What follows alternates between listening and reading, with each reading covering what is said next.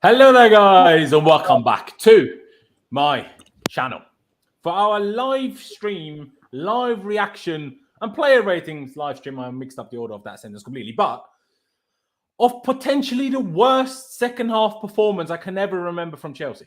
Now, it probably isn't, but the worst one that comes to mind anyway. Pice was here. I'm sure he'll be back in a second. Don't know why I disconnected, but my God, are we shit? Like we are so shit. We can't defend. We can't attack. We can't control the game. We can't time waste properly. We can't stop the opposition from time wasting. I mean, Pulisic can't even run without falling over. Now, is any of this on Pulisic? Of course not. But when you come on and complain about not getting enough game time all the time, and then you come on and in the first 10 minutes, you have more stumbles and you fall over more times than you actually control the ball properly, it's ridiculous. But what Thomas, like when you see Broja come on, and I'm like, so this is what Havertz has been playing instead of for the last 4 games. Broja did more in 10 seconds than Havertz did in a whole season so far. Mount, one good pass, and a kind of assist for Sterling. After that, shit. Sterling, quite frankly, after his goal, also shit. Should have scored 3 goals today. I swear every game, Sterling could score a hat-trick so far. He scored 3 goals. How's that a thing? Don't understand. I mean, see, the game was good until we scored. We played all right. It was fine. But after we scored, my God, have we been shit. Oh, my days. I can very, very, very rarely remember us being this bad. Did we even have a shot in the second half? Like a genuine shot? I don't know. No, I'm not blaming Pulisic, but Pulisic is the guy that came on, and I'm like, why do you keep falling over? And then people say, oh, I'm playing right wing. What does that got to do with falling over, man? Stop it. No one said we expected him to come on and win us the game. No one did. No one expects that from Pulisic. Like, that's 3 years ago we last expected that. No one expected it since then. But that doesn't mean you can just fall over and cost us possession 4 times. Pies has had problems with StreamYard. He's trying to get it back up. I'm sure he will be back very, very soon. Oh, yeah, Broja had a header. Fair play, Broja. Fair play. I'm a big fan of him under Broja. If he doesn't start anymore, mental. If he doesn't start from the next game onwards, mental. How did Hakim Ziyech start? Like, was he bad? No. He was bad after we scored, like everybody else was. But in the first, 20 minutes or whatever it was, decent, yeah, sure. But how does he start? That's the part I don't understand. The guy flew from Leeds all the way straight to Amsterdam after we lost 3-0 to negotiate his new deal. Now, it didn't happen. Seems like we're not going to let him go because Ajax have signed a triple times better player in Ocampos from Sevilla. So what would they do with Ziyech then?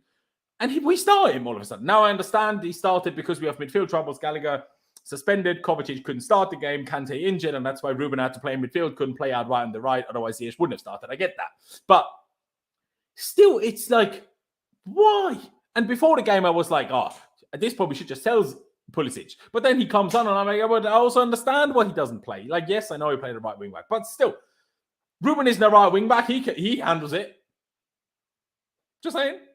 VJ, thank you for being here. Thank you for being here so soon after moving all the way from India to Ireland. What a move, man. Fair play. As you can see, VJ is cold in Ireland already, wearing his beanie.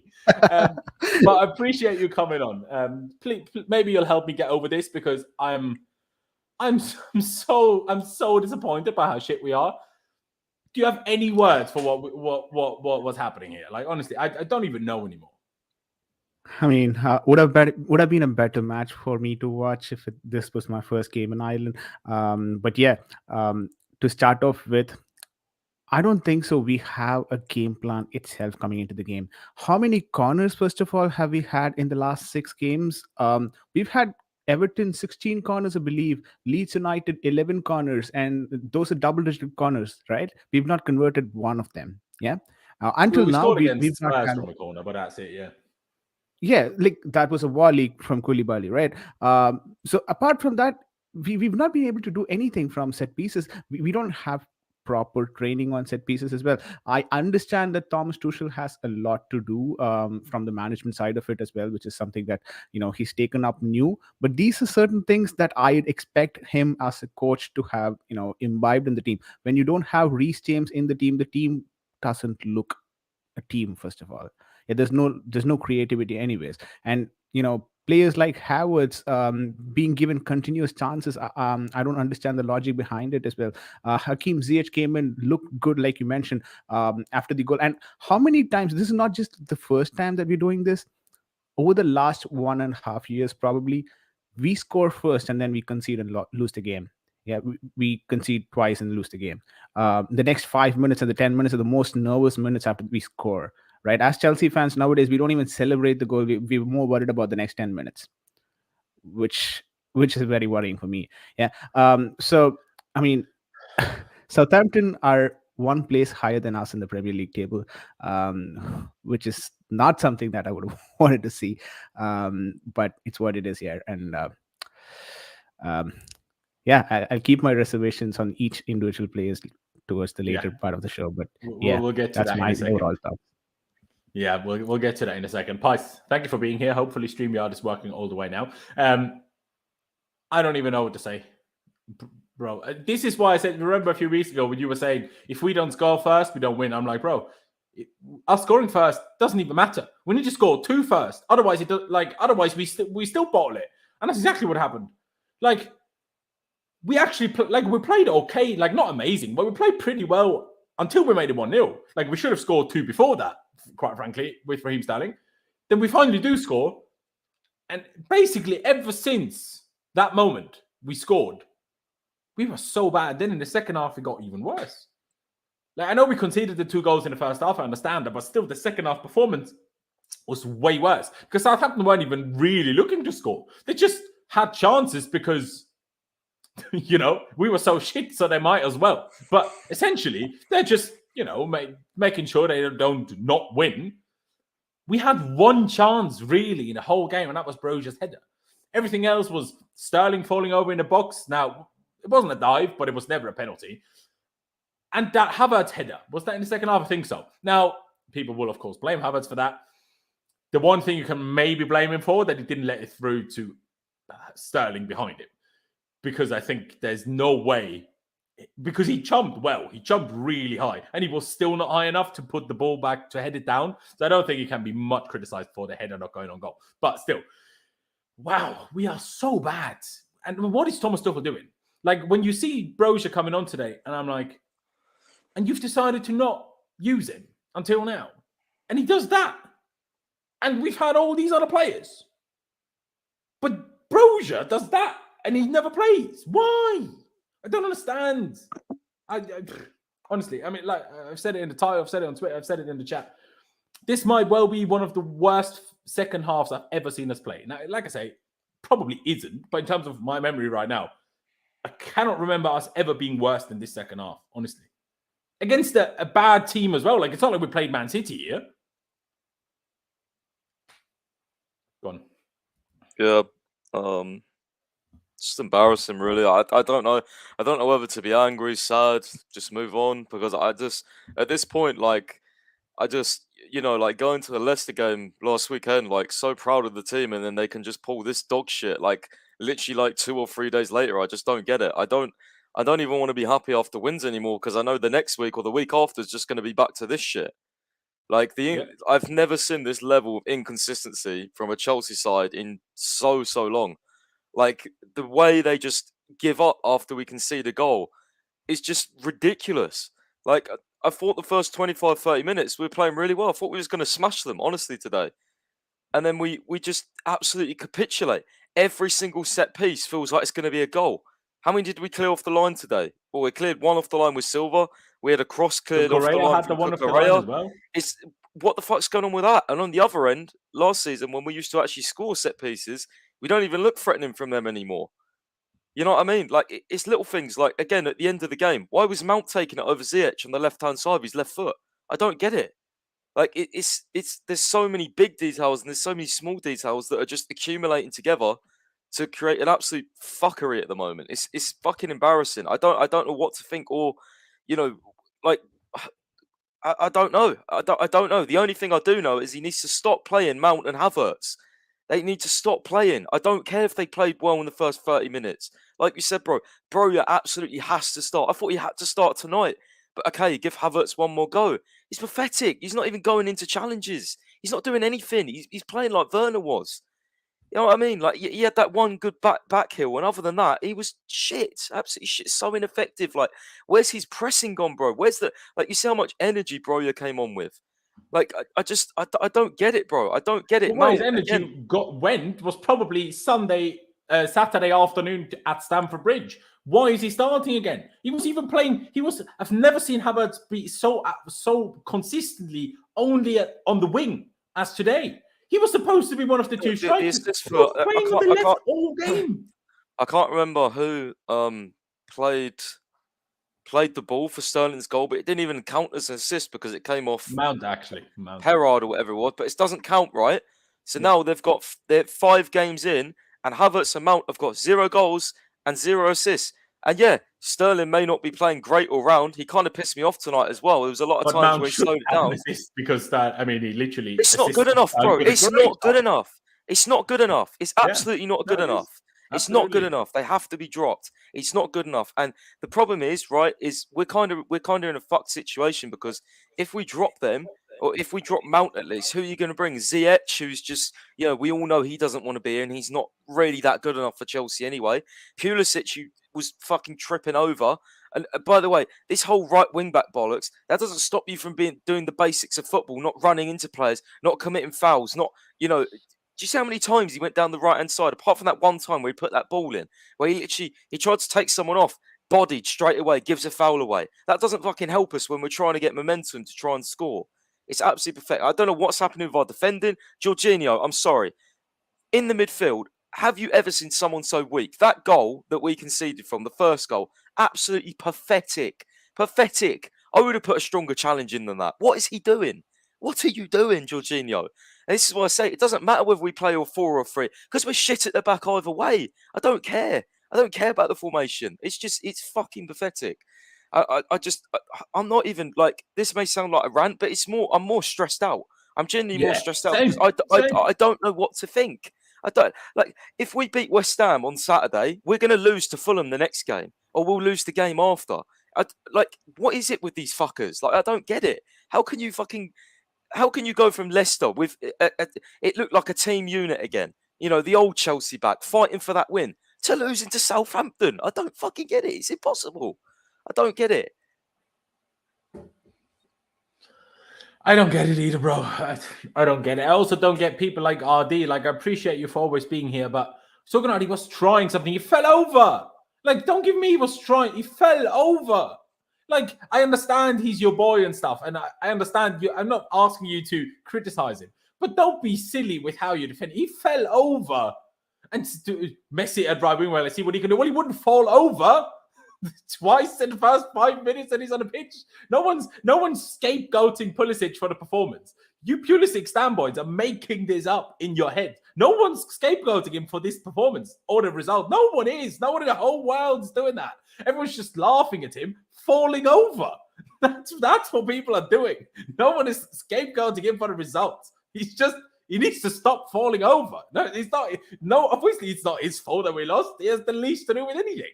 But you can't just fall over. And don't be silly, Ardy. You're making yourself look silly. And so many others are as well. Like, I haven't seen Pies' tweet. He's saying you're inviting Pulisic stands, honestly. Fuck the lot of you. It's like... Comment me all you want. Tell me when your boy actually fucking does something. Fuck you, honestly. He's so shit. I don't get how people like him. So fucking... a bit harsh, but... I also understand, like, after a day like today, it's like, I want to tell F off to every single one of these players, if I'm honest. He's just pissed me off more because he's gone down the tunnel, right? Every single Chelsea player clapped the fans and he just fucked off down the tunnel. Honestly, he can... Oh, really? It just winds me up when, like, especially because those fans have fucking paid to go down there on a Tuesday night. And this, how dare you not clap the fans? Like, honestly, that is just outrageous. That does me in more than a poor performance, honestly. That it's just that drives me over the edge when players do that. Yeah, I'm not a fan of that either. But at the same time, I'm like, I'd rather you don't clap the fans but play properly than the other way around. Do you know what I mean? So it's like, let me get to the super chat here quickly by Wingwit saying calamity and masonry. Well, what is the pun at? What's the masonry real words? I don't see it, but that might be me. I do apologize. I told the world over a year ago. If you did, fair play. But one thing's for sure. See the big, and I want to get to that, and I'll take it back to you, VJ, before we start with the actual player ratings. The part I don't understand is, like I say, we start the game well. Pi says really well. I say well. In my opinion, it wasn't incredible. It was just Southampton being open all over the shop, and they still had chances early when we were playing well. But still, Sterling had two much bigger chances than the one he actually scored, because the one he scored, I think he did really well. The composure to put that in, it's very, very good. And everyone was playing okay. Like, sure, Havertz and Mount took them 2 minutes to piss me off for the first time when they were just losing the ball on the left wing for absolutely no reason whatsoever. But even them two, like Mount had a really good pass to Sterling that he should have scored from. Then Mount kind of assisted Sterling's goal, even though there was a touch from the opposition in between. That's why it doesn't count. Havertz had that back heel. Like, he still wasn't good, but he was much better compared to what happened after we scored. And that's the part I don't understand. Because, yes, these players are bad and all of them are playing badly. But you can see they have spurts in games, parts of games, whether it's the first 20 at Leeds, where we just don't score, even though we could have easily been 3-0 up. Same thing as today. We play well, and then something happens, and we just capitulate. And then on Saturday, we can have a man sent off after 28 minutes, but we don't capitulate. Well, it's just like, at least if you always had shit mentality, then I could just always call you out for your shit mentality. But because sometimes they have shit mentality, and sometimes they have good mentality, I don't understand. Like, I don't understand how this is even possible, quite frankly. Like, we played okay. We go 1-0 up, and all of a sudden we play like shit. How? Like, I assume you don't have an explanation either, but what do you think about that? Do you know what I mean?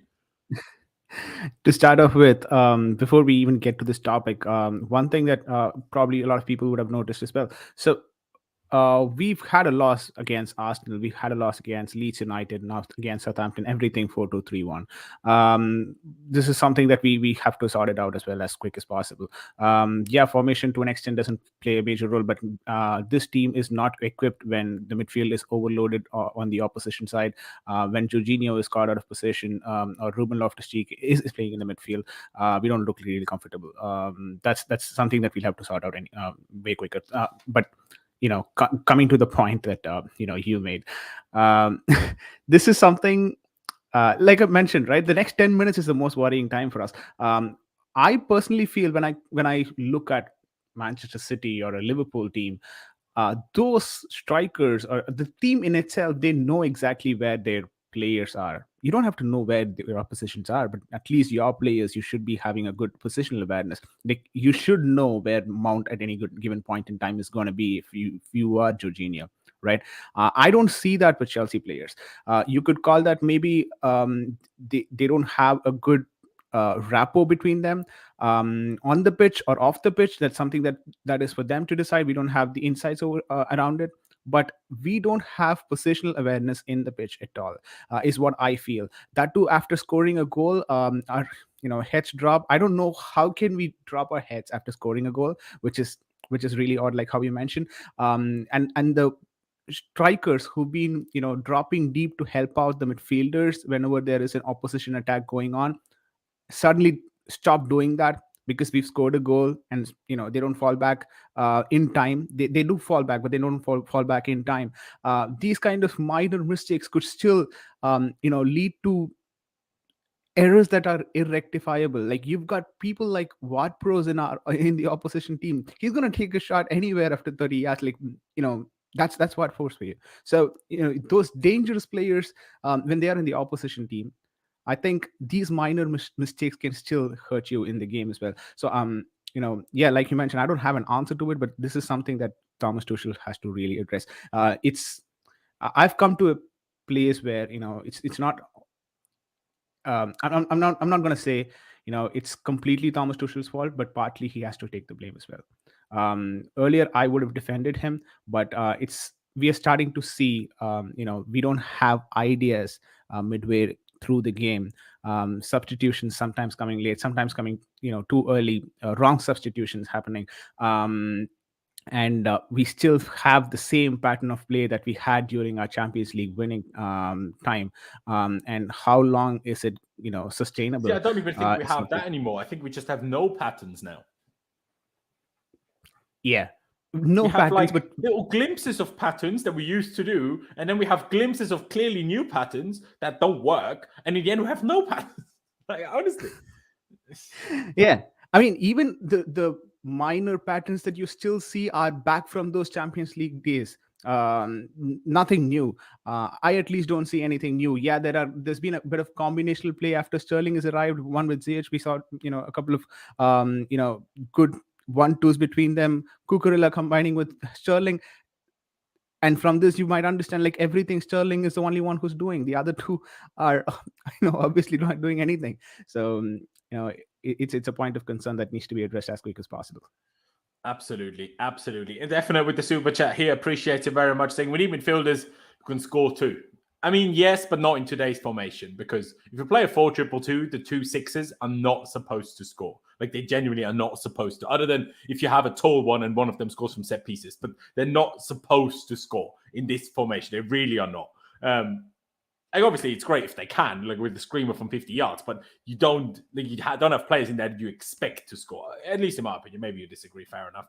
Rajib, appreciate it very much for the £10 donation, saying from this game, just sums up, we need a proper DM, whether it's Rice or De Jong. Well, De Jong is the proper DM, but sure. And in attack, feels like we need Aubameyang and Ronaldo ASAP, both of them, all right.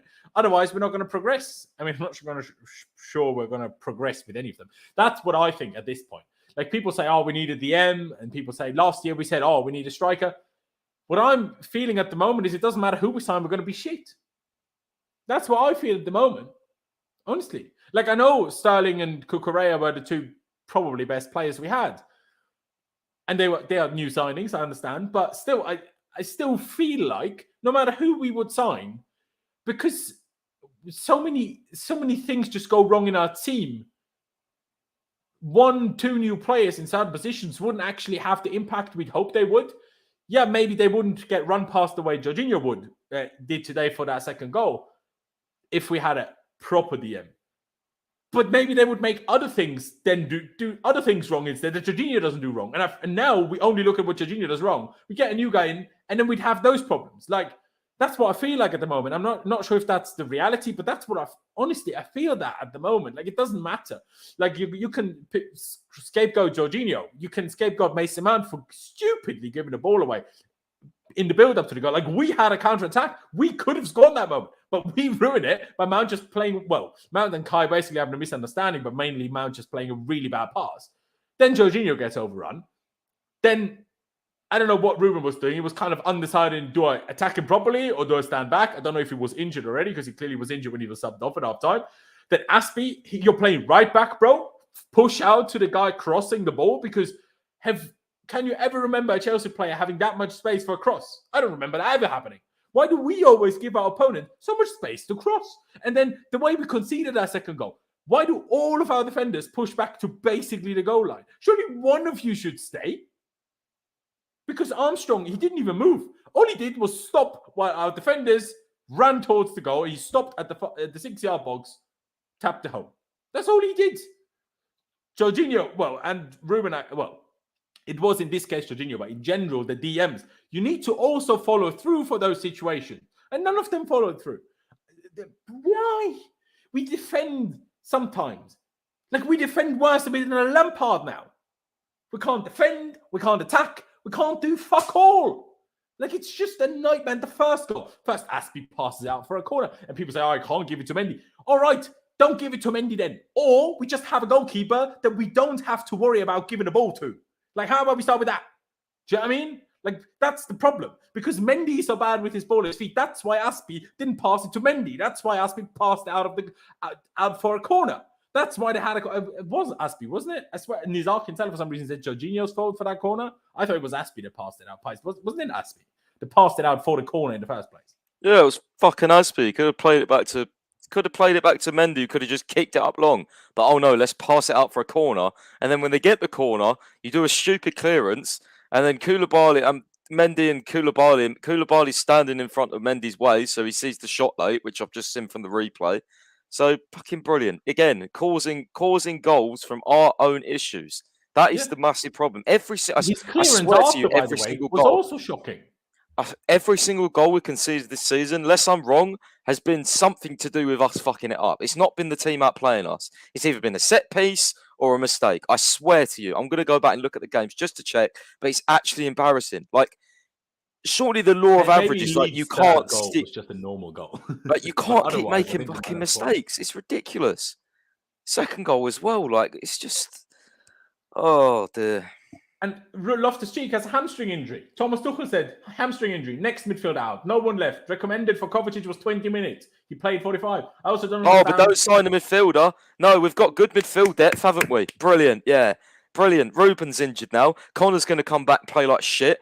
Gilmore's going to have to stay and he'll get scapegoated. Jorginho's going to overplay. Kovacic is playing when he's not even fucking fit, which I noticed last week. But yeah, don't sign a midfielder. Well done. Brilliant. Sign a striker. I mean, you know. Gerard Romero said we apparently offered Frankie de Jong 18 million euros a year, which is mental money after tax. All good at that, but he's not a DM either, is he? I saw him get absolutely stripped about when he was playing as the lone six 2 weeks ago for Barcelona. You know, he's a luxury signing. Stripped every week. That's just how they play. But he's a luxury signing. I'd love De Jong, but he's not a fucking DM profile that we need, is he? No, he isn't. He isn't. And then Tuchel goes on to say, I also don't understand why we are in this situation regarding injuries. All players in midfield need to find solutions. Well, Thomas, I can tell you, because two of the midfielders we have in midfield are injury prone. Loftus-Cheek until a year ago was also injury prone. Now I don't know how that happened, but he somehow managed to get out of his back problems that he used to have. So at least that's something. But now a hamstring injury, even though he had an ice pack on his knee. Why does he have an ice pack on his knee if he has a hamstring injury? I don't understand that one again. And it's just like, why? We have so many number 8s, but we keep forcing players that aren't 8, that aren't 6s, into playing a 6. Aspie extends his contract, all of a sudden plays right back. That should never happen. Like, no, it should never happen. He should never play right back. Like, honestly, when I knew that Reece James was injured, I was like, okay, then let's not play a back 4. What do we do? We play a back 4 anyway. Like, I'm an advocate of the back 4, but don't play it with shit players. Don't play that aren't suited to that system. Don't play Aspie as a right back. Got cooked left, right, and centre all game long. My God, it's just all pissing me off. I can't even be bothered anymore, honestly. Let's get to these ratings. And I want to start with Edouard Mendy already, because he's the next one that pisses me off. Oh, what's happening here? You to show me some weird things. Anyway. Like, people will probably excuse him again. I've seen plenty of people finding excuses for him already. I think he should save that first goal. I think he should. It's his near post again. Like, it's not as an obvious of a near post, but it's his near post again. Like, Jester wasn't wrong when he said that on Saturday. The amount of times Mendy gets beaten at his near post, it happens to everyone every now and again. But Mendy gets beaten at his near post so often. And people will say, oh, his view was blocked. But yeah, because of his positioning. That's why. He got a hand on it and didn't even keep it out. Was he the main fault for that goal? No, that was Aspie. But does that not mean he still should have done better? Yes, it should. And Kepa won't play the next game anyway, because Tuchel doesn't do that. Tuchel doesn't drop Havertz, doesn't drop Mount, doesn't drop Mendy, doesn't drop any of the players that should deserve to be dropped. But he constantly drops players that don't deserve to be dropped. Just don't understand. It's all pissing me off now, honestly. And I mean, a lot of people are saying that. Actually, you know what? We'll start with that. And I'll start with you, Pies. Do you think that with this end of the season we had to last season and this start to this season, do you think if Roman Abramovich was still the owner, Thomas Tuchel would be sacked now?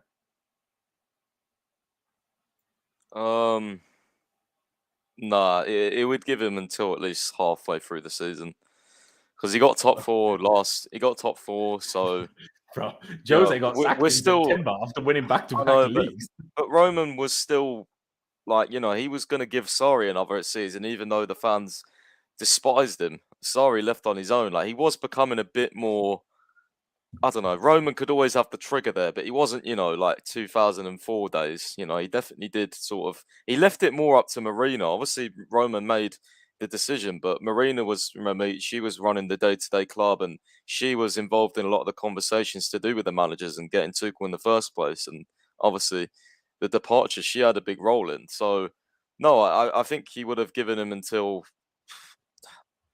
I don't know, probably halfway through the season, and then probably sacked him if top four was out of reach. It's just like we're already like 6 points off Arsenal. Like it's just these games you have to win against Southampton, Leeds. These types of games you have to win. If you lose against the big teams, so be it. But don't. This is what we was doing last season. But last season we beat Southampton like 6-0. I just don't get it. But we was drawing against the Burnleys and the Evertons, and we're already slipping up this time against the smaller teams. But this time, we're not even getting anything. We're just losing them. So, yeah, I don't know. I don't know. Fair play. Let me just quickly ask Vijay that question. Do you think, Vijay, if Roman Abramovich was still owner of Chelsea Football Club, Thomas Tuchel would be maybe not sacked already, but on the verge and very close to getting sacked now? Yeah, I think so. I think he would have already been sacked if I'm being honest about it. The way we lost to Arsenal, I mean, it's still London. Do you think you would have sacked him in pre-season? That would have been harsh. No, it's still pre-season. What I meant was like even those things are taken into consideration on a bigger picture, right? Even if it is a pre-season and you still play with your full squad. So I mean, I get it. It's preseason game, but still, the way that we've gone through it, Thomas Tuchel has almost lost his head in the last 2 games. Yeah, let's be honest about it. He's been on the sidelines. He's been talking about the referee, which the FA doesn't really agree about. Like, yeah, we as Chelsea fans, support the manager. In this case, we are right to do so. But these are things that are something that is causing distraction for the unit, for the team as a whole. So we've had 2 red cards in the last couple of games. It's reflective of the manager. Red cards generally, for me at least, are reflective of how your manager reacts as well. So last 2 games, 2 red cards. So things are not going his way. And if it was Roman, probably next game against West Ham would have been his last game. We're only 5 games into the season. People are still overdoing it. Like we're so early into the season. Like we better get these results out of the way now. We are. I think what would have happened. I think we've conceded more now in the first 5 games than we did last season by Christmas. Yeah, I get it, but it's still so early into the season. Like, fair enough if this was halfway through the season, but Roman never sacked anyone until top 4 was out of reach, and top 4 is still within reach because we're only 5 games in. So that is true. What I do think, Lampard was sacked for what, 2 bad months? What I do think would have happened is, in November we were top of the league, and he was sacked. But we also have to take into consideration that the kind of money that we're spending in here. We're spending a crazy money. Yeah, crazy money. I mean, we're going down. Money, but I'm having so many. I mean, we were talking before the game, Pies. Like, I'm having so many concerns. Like, with everything that's happening at the moment, I don't know. I think he can, but I don't know if I believe that Tuchel will do what is required to fix it. And if we're now buying all the players that Tuchel wants, I don't know if that works. Now, I hope it will. But at the moment, with everything happening, and that people will say, just say you're Tuchel out. That's not really what I'm trying to get to, though. What I'm trying to get to is that I just don't know, because usually I always have like this opinion. I'm like, okay, this will be better. Or at least we're doing this. Do you know what I mean? But now I'm in a situation where I'm like, I don't even know what will fix it. I don't know the root of the problem. That is the problem in itself, because like we could go off this stream now, go to play West Ham on Saturday and win 3-0, and it'll be all rosy again. And then we could lose the next game after. Like, I don't know what the root of the problem is. That is the problem. Obviously, players are unhappy and stuff, but like Chelsea, like it's not like we're losing. I mean, God, touch wood, I hope this don't happen. But it's not like we've been losing. I know we lost a couple of games already, but It's not like we've gone on a 3-4 game loss streak. Like, we won the last game, and that game was brilliant to be at. Like, we dug in, we was brilliant. Yeah, we may have, on another day we may have, lost that or drew that, but it's only 3 days ago we were happy with Chelsea, and I don't know what the root of the problem is. Why can't they? Why is it so on and off? Like, I don't get it. The Why week is before it it was the so same. on Like, and yes, off? Can we I got ask robbed you a by Anthony question? Taylor, but we were happy after Spurs, and then we lose 3-0 to Leeds. Yeah, it's like, it doesn't make sense. Why is it so on and off? I don't get it. Like, Can I why ask can you a we question, switch it though? on some games and the other games we're just shit? Go on, VJ. What's your question? See, the thing is, I personally feel, the players not playing right now, forget about the batch and stuff. They want to move out of the team, at least the attackers and a few others as well. Yeah, they want to move out of the team. There's been that in itself is a mentality issue, right, Laurenz? You touched upon it. That's also a mentality issue. You could call it like, But one game BJ, they're on don't you high think, tempo, the BJ, other one. but there's Yeah. still 2 days left in the transfer window. If that is the case, don't you think Pulisic would have done everything in his heart and soul and his body to play well tonight, to get some attention? You know what I mean? To get some headlines. They're still playing shit. You know what I mean? Like, it's not, you don't get a when you move like that. we have the team on screen. How many players of that 11 actually want to leave? Only one. One player, like, we only played with 10 men last week, so clearly one player not wanting to be here, it shouldn't be enough for everyone to down tools. Well, Havertz is playing like he's fucking down tools. I It's don't know true, what but he's he, like. we know he's not trying to leave, is he? Mount is just playing shit. Full stop. Georgia, I don't know. I don't know, man. But is he losing Bro, his when dressing I room, read that 8 points less than last season's corresponding fixtures, Mendy has no confidence at all. He looks absolutely done. that's why he should be dropped. Exactly, but he won't drop him. It's No. fucking annoying because I just got a feeling, they go to the training ground and Tuchel thinks everything's all right. Like, I don't know anymore. Oh man, You know what? Otherwise, we'll never get done here. Let's start with Mendy. VJ, you know what? I'll start with you. If you want to finish what you just started saying there before we interrupted you, you can, of course. But otherwise, No, I was just asking, had he already lost the dressing room, like Thomas Tuchel? But that's fine. See, after Leeds, I would say maybe. After today, I would say maybe. But after Saturday, I would say no way. So that's why, again, I don't understand. exactly. We don't. If he lost the dressing room, we don't win and defend like we did on Saturday. On Saturday, That's yeah, not I agree. possible. I agree completely. But like tonight, like I Yeah. know we was trying to score at the end and stuff, but it's like there's So certain late individuals. as well. Any There's effort, certain so individuals in late. this team that are just. I mean, Tuchel said in his press conference, he said it's too easy to beat us. There's too many weak players. We're getting bullied. It's easy. Like there's certain individuals that just don't I'll want to get to that play. when we get to him. But let's get going, boys. Otherwise, we'll sit here for 2.5 hours. VJ, Edouard Mendy, number one. Do you think he should have done better for the first goal, like myself, or do you Absolutely. not? And what rating would you give him for today? Absolutely, this is not the first time that we're seeing him getting beat on, the near post, and he didn't have much to do as well. He had 3 saves all the game. So, for me, again, passing accuracy a bit of concern. Not that much long balls he had to deliver as well. Even the couple of ones he was able to just make one out of that successful. So all in all, not a great game for Mendy. And he's been having a streak of bad luck. It's time for him to be replaced with Kepa, and I don't understand the logic behind why Kepa is not playing. But that's a different conversation. But if I were to score for Mendy, I would have probably gone for a 4.5 or 5. Okay. See, for me, and this isn't even directly things that Mendy actually did wrong today, but with the way Southampton pressed us, and we knew they would, I think the fact that our team is losing more and more confidence in Mendy's ability on the ball is also making our whole team struggle more with beating a press, because we don't trust the goalkeeper to pass on the ball under pressure. And that's a problem that spreads throughout the whole team that makes it more difficult to beat a press. And that's not something he directly did wrong today. But I mentioned earlier, Aspie giving away that corner. If Kepa is in goal, he passes to Kepa. I guarantee it. He passes to Kepa. There's no chance he just passes that out for a corner if it's not Mendy in goal. Or if you just said, or if it's a year ago, before Mendy has hit bad form, right? if it was a year ago, he comfortably passes that to Mendy. Mendy punts it, and we don't concede. I was going to give him a 4 myself. Pice, what about you? I don't know. I mean, yeah, 4, 3. Give him a 0 for conceding. I don't know. I don't know. He didn't really have to do anything. The one thing he had to do, he didn't fucking do it. Save a shot. Well done.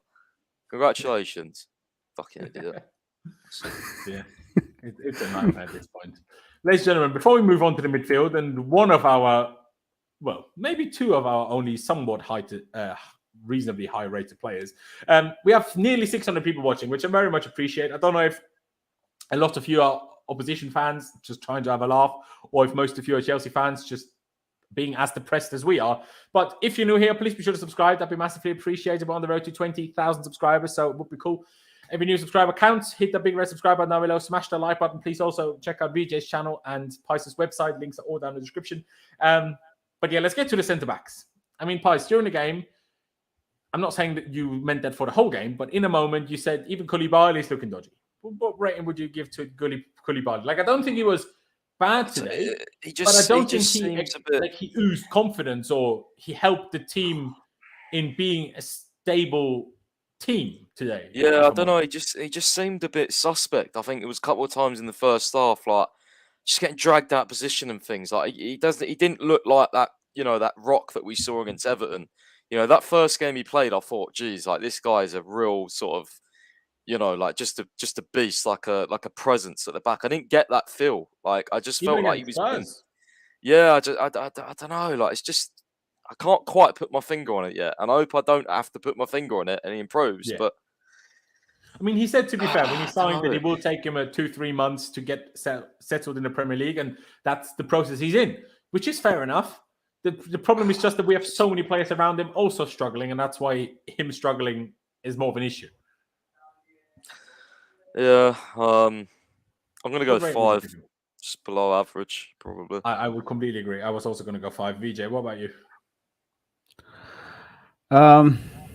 Yeah, 5 should be good. 5 should be good. If you want to elaborate, or shall we move on?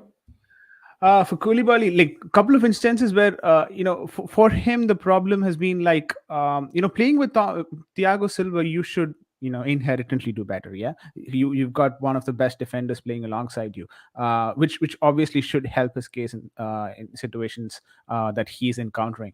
What happens for him is like when he tries to clear out the ball, apparently it's just bad luck or something. Today everything landed in the opposition's feet, so the attack transferred from there. So partially you could still blame him, but it's just bad luck today. That's how I put it. But before that, he had a red card as well, so you could argue. Yeah, there you go. Quickly, before we move on, we have 2 super chats. One by Mr. Palito's way with the $5 donation. Appreciate it a lot, mate. Saying a telltale sign that Mendy needs time off is that clearance that Silva made. He was standing right there and didn't react at all. Yeah, he just stood there. That's true. I don't disagree. He wasn't even like attempting to do something with his arm. He was as far away from that ball with his arm as Thiago Silva was with his leg. And Thiago Silva managed to twist his leg as if he was a 5-year-old kid that doesn't have bone structure yet, still managed it at 38 years old, and with the goal line clearance of the bloody season, a goalkeeper stood there doing nothing. And I'm like, how is this a thing? I don't understand. Ahmed with the, Norwegian crowns? Potentially, appreciate it regardless, saying, I will drop Mendy, Kai and Mount and get TT the players he wants. The problem with that is the TT wants to play Kai, Mendy and Mount. So if we get him the players he wants, maybe that's just like Kai, Mendy and Mount. You know what I mean? So I don't know if that fixes it. I don't know. And it's still a question mark if TT actually knows the player that he wants. That's basically a question in itself. So I don't know either. I don't know either, bro. I don't know either. But let's move on to Thiago Silva, one of the very few good to decent players today. I'll go first myself. Why don't I? I'll give him a 7. I'm not going to go higher than that because I think even as an individual, especially as the leader of defense, I think we would have had to be more defensively solid overall for him to get a higher rating, even though him as an individual was actually good. Like his defending was good. The goal line clearance was unbelievable, actually. Still, always the same issues with him that I think he passes it out too slowly from the back. But I think I have to just accept that and stop complaining about it because it's never going to be different anymore with him. He's 37. He's not going to change anymore, is he? But yeah, I'll give him a 7. He was still good and still the only good. Well, Cucurella was also good, but one of the very few good players. Yeah, fair play. But unfortunately today, that wasn't enough to get us any points anyway. VJ, what about you? Do you think I'd go for a 7.5? I'd go for a 7.5 for Thiago Silva. Yeah. First thing, the reason being, I could be a bit biased when it comes to Thiago Silva, but think about this. We are still relying on a 38-year-old player to be there on the pitch every single time we step on it. Yeah, that's how bad our defense is. Yeah, 38-year-old players are supposed to be leaders who come during situations and help us out, not play the entire 90 every single week. Yeah, but he still does that with good fitness. You saw the goal line clearance, absolutely amazing. He had like 8 clearances for today. I think one part, like you mentioned, one aspect of his game is that when he tries long balls to our wing backs, apparently he just goes over them. He's not able to deliver that properly, but it's fine. Those are minor issues, but this is probably what you could expect from a defense that is being held by just one man. What more you could expect from him? He's trying his best, is what I put. Absolutely. Pies a 7 from myself, 7.5 from VJ. What you're going to go for Thiago today? I don't know. It's 6.5 because he made that clearance. Don't think he did anything else.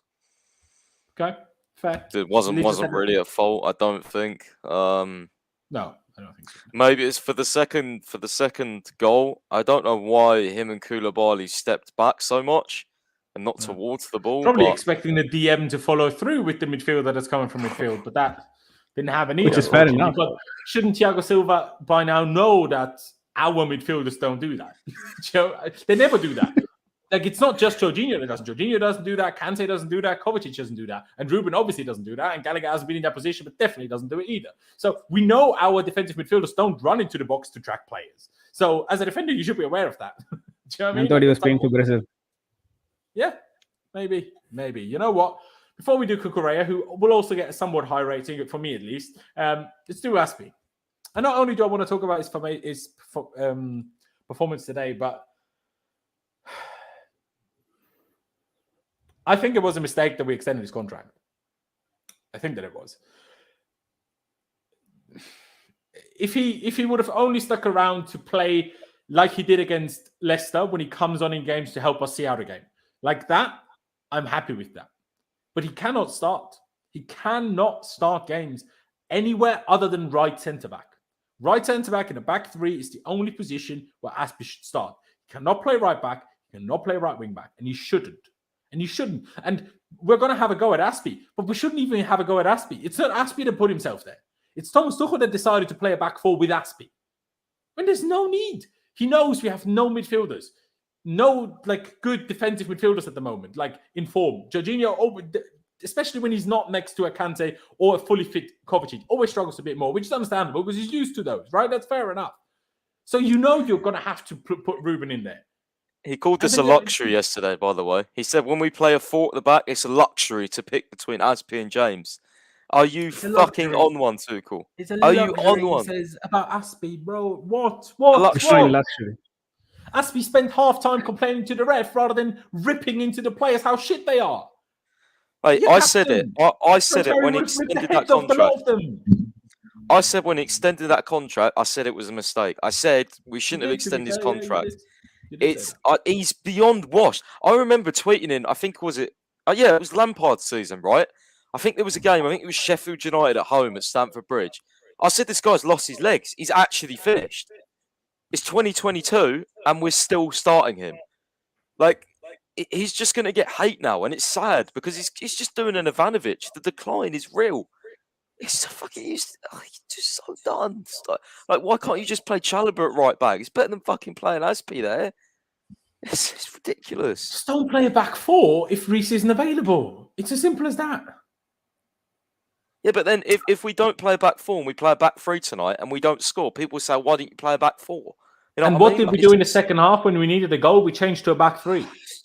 That's what I keep saying to you, bro. I don't like 4, Like, 3, imagine 5, we were 7. I don't chasing a give a goal, fuck what and we all play. our we make a triple sub, and all the subs running around back five. I'm like, yeah, that's what I want to fucking see when we're chasing a goal. The subs telling the other players we're playing a back five, bro.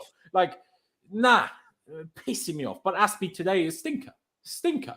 I'm giving him a 2 because he didn't get sent off like Gallagher, and Gallagher got a 1 last week, so I'm giving him a 2.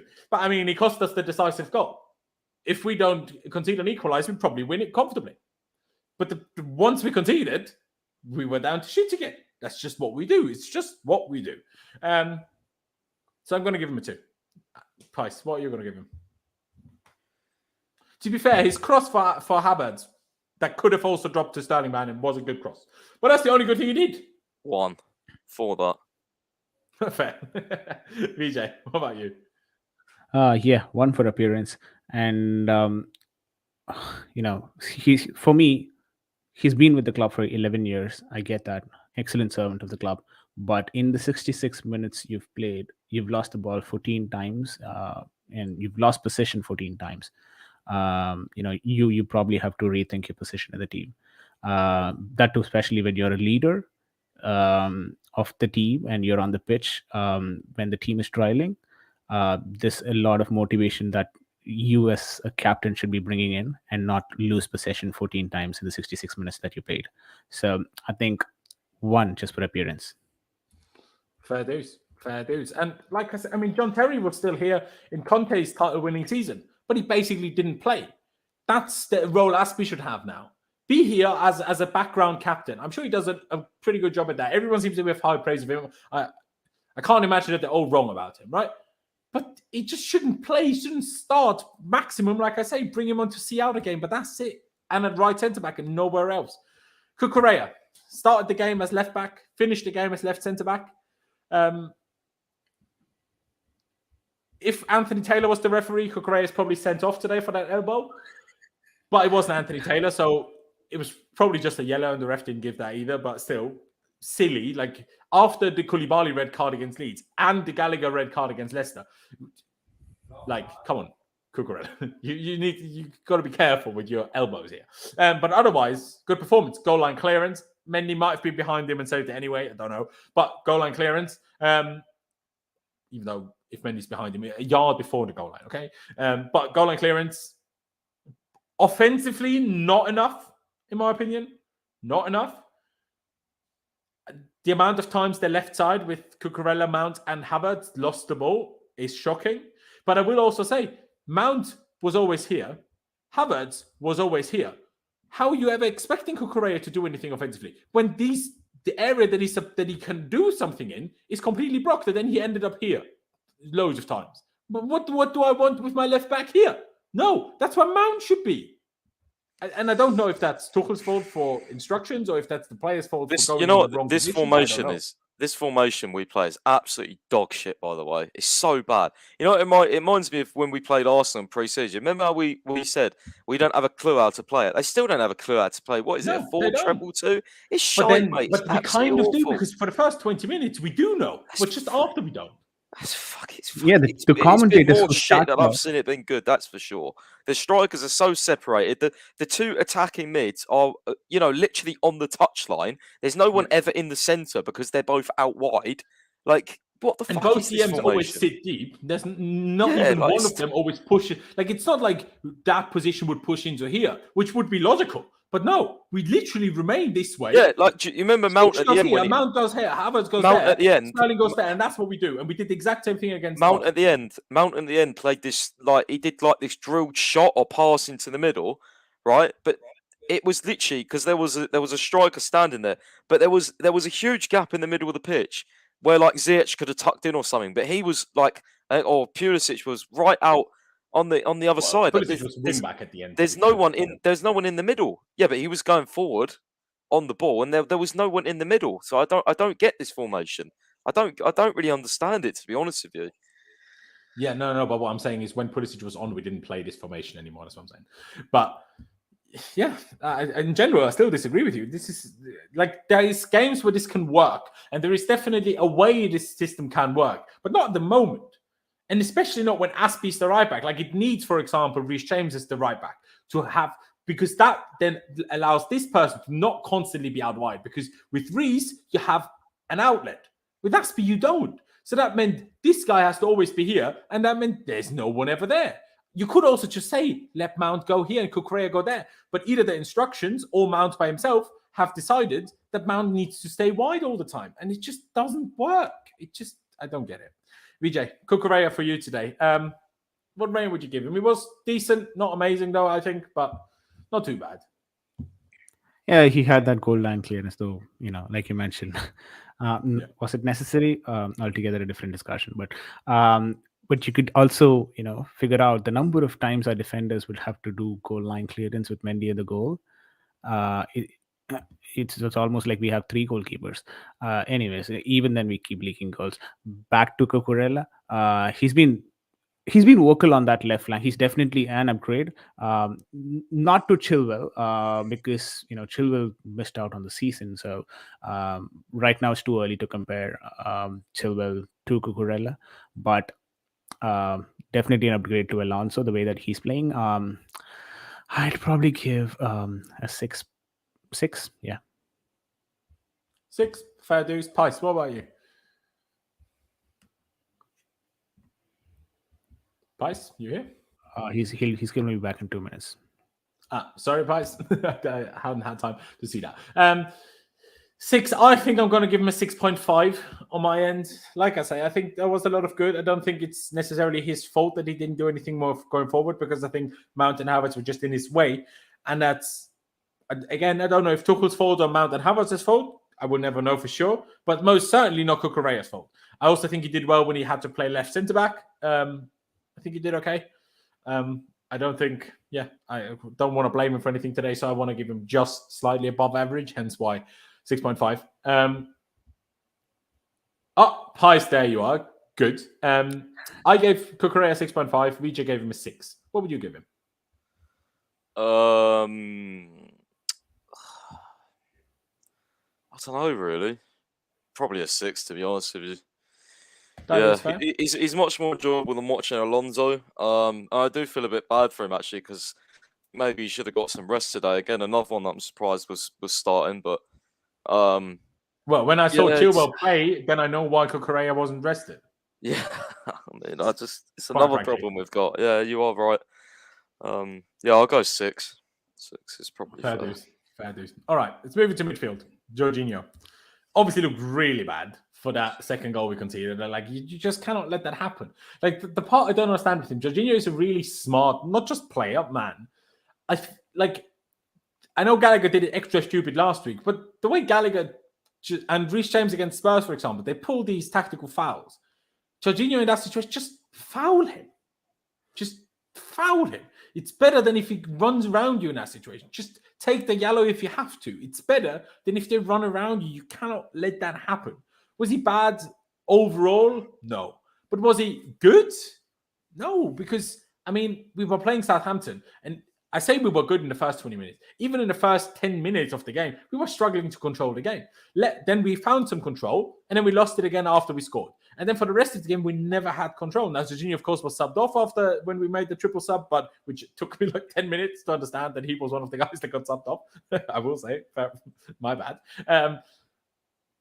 But like he didn't help us control the game today. There was no particularly good passes in any direction. It was just not it. It really, really wasn't it. I don't know. I'm probably going to give him a 4. Yeah, him and Mendy, they both cost us 1 goal and otherwise didn't do much good and not that much bad. So that's why 4. That's what I'm going to say. Pice, what about you? Do you think 4 is fair? Do you think it's harsh? Do you think it's nice? I was going to say 2, to be honest. Maybe even the same as that. I thought he was as bad as Haspu. I'm sorry. The midfield was completely open. He's so unathletic. And I know he can't, really help that. But then again, that's why I'm having a go at the manager. Like, fucking buy someone so you can rest him more. You know what I mean? Like, it's just. But at the same time, like, I can't excuse that second goal. Like, I actually have it saved on my phone, and when I watch it, it literally makes me want to fucking do some bad things because, like, just what? You're so soft. Like, where is the? I just don't get it. Like, I know you're small and you're weak, but you can do more than that. I've seen you put in a good challenge before. Don't let someone run past you like that. Like, what the fuck are you doing?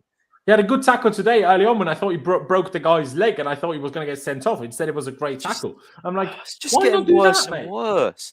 It's getting worse and worse. He's getting run past 1,000 times a game, man. Like, I'm sorry. I don't think he had an impact going forward. Yeah. And do you know what? You made a good point earlier. I absolutely do agree with you. The fact that the whole problem is, right, you say you get like a Ryson or someone, yeah? Yeah, he'll help us more defensively. But is he good enough progressing the ball? And is he good enough on the ball in our system? Consistently making angles like Jorginho does? No? You know what I mean? So it's like, it's We more of the fixed a same certain problems. part Yeah, issue, but not the whole issue. Exactly. You've got to look for that player that can do both. And you know what I think? You know, I've Or a raved about system that doesn't Tchouaméni, but require that player to do both. Either one of the two.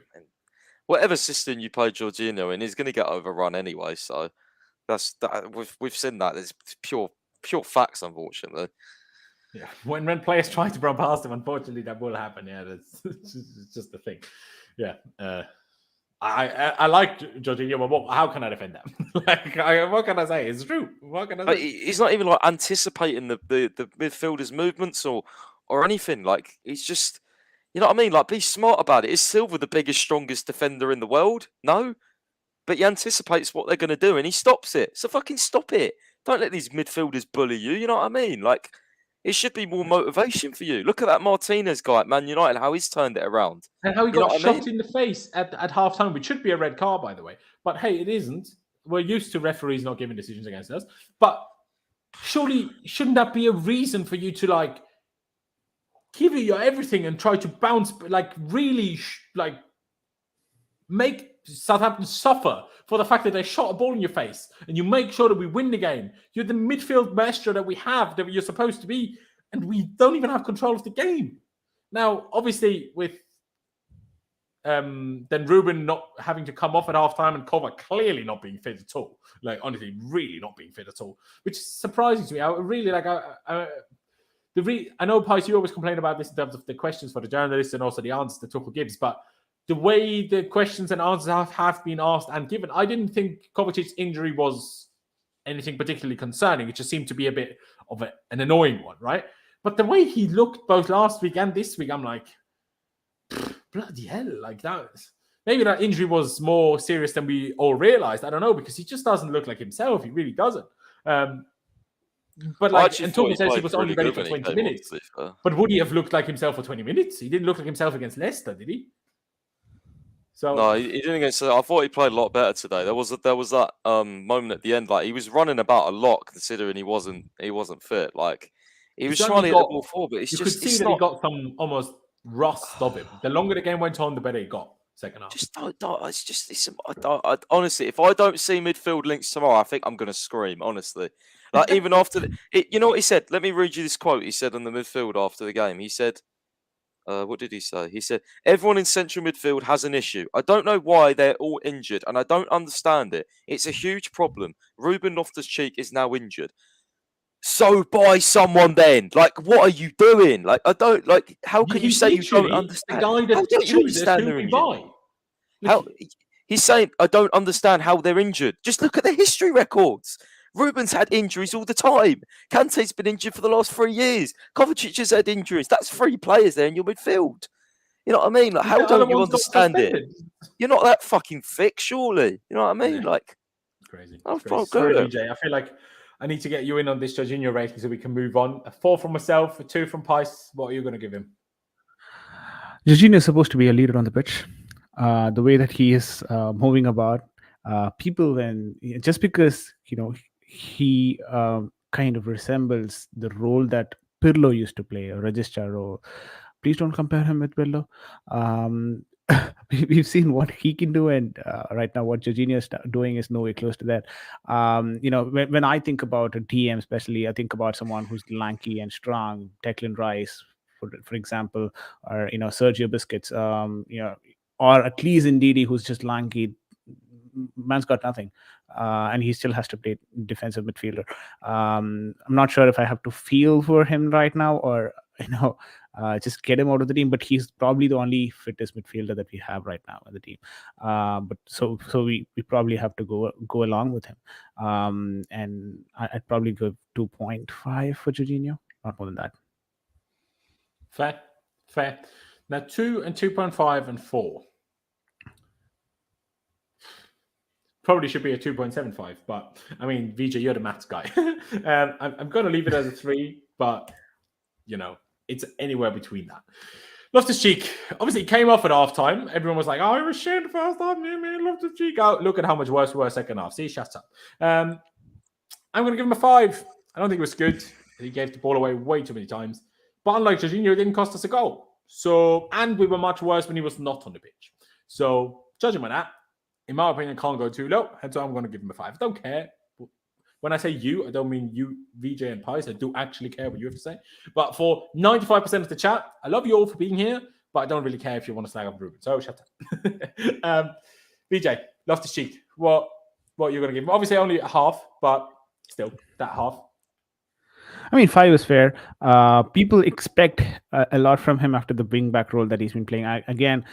It also becomes increasingly difficult for him to shift between wing-backs and the midfield role, because the dimensions or the expectations of both these roles are mutually exclusive. One thing is that physical ability, and the other one is like more of running, and it's completely different. So he needs to adapt based on the game. Like if Reece James is fit, you would have played a back 5, and Reece would have played somewhere other wing back.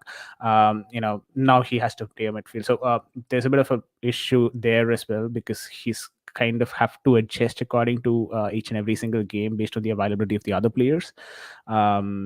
But the way that he played today, I felt the problem is Loftus-Cheek need to understand that he is playing in a very important place where he cannot just keep losing the ball. Yeah, he's not playing in a wing back where he can lose the ball and still there'll be a right center back or someone who can cover for him. That's a center back position. It's just going to be a 1-2, and then the striker would be straight on the goal. So that's something that he needs to understand and learn quickly. That too, especially when he's playing with Jorginho, he's not going to cover your ass. So you just have to be very careful about it.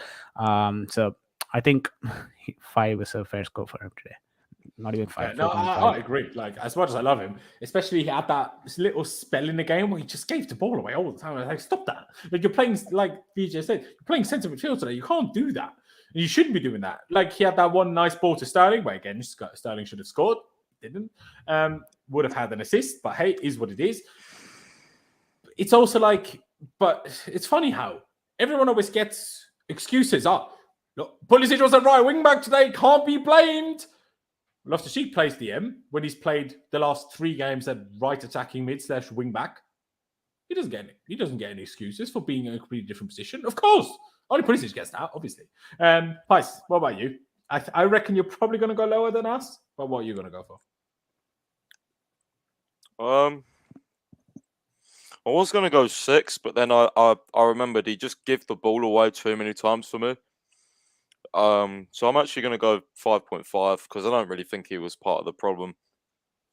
Although what I would say is, like, yeah, it's probably going to come off as more Jorginho slander. I'll just go 5.5 and keep it moving. Fair play. I'm going to leave it at a 5 overall then. Let's get to Hakim Ziyech. Now, it was his first... Did he come on in another game? Yeah, he did against Leeds. So it wasn't quite his first appearance, but his first start of the season. His first 20 minutes, there was moments where I'm like, did okay.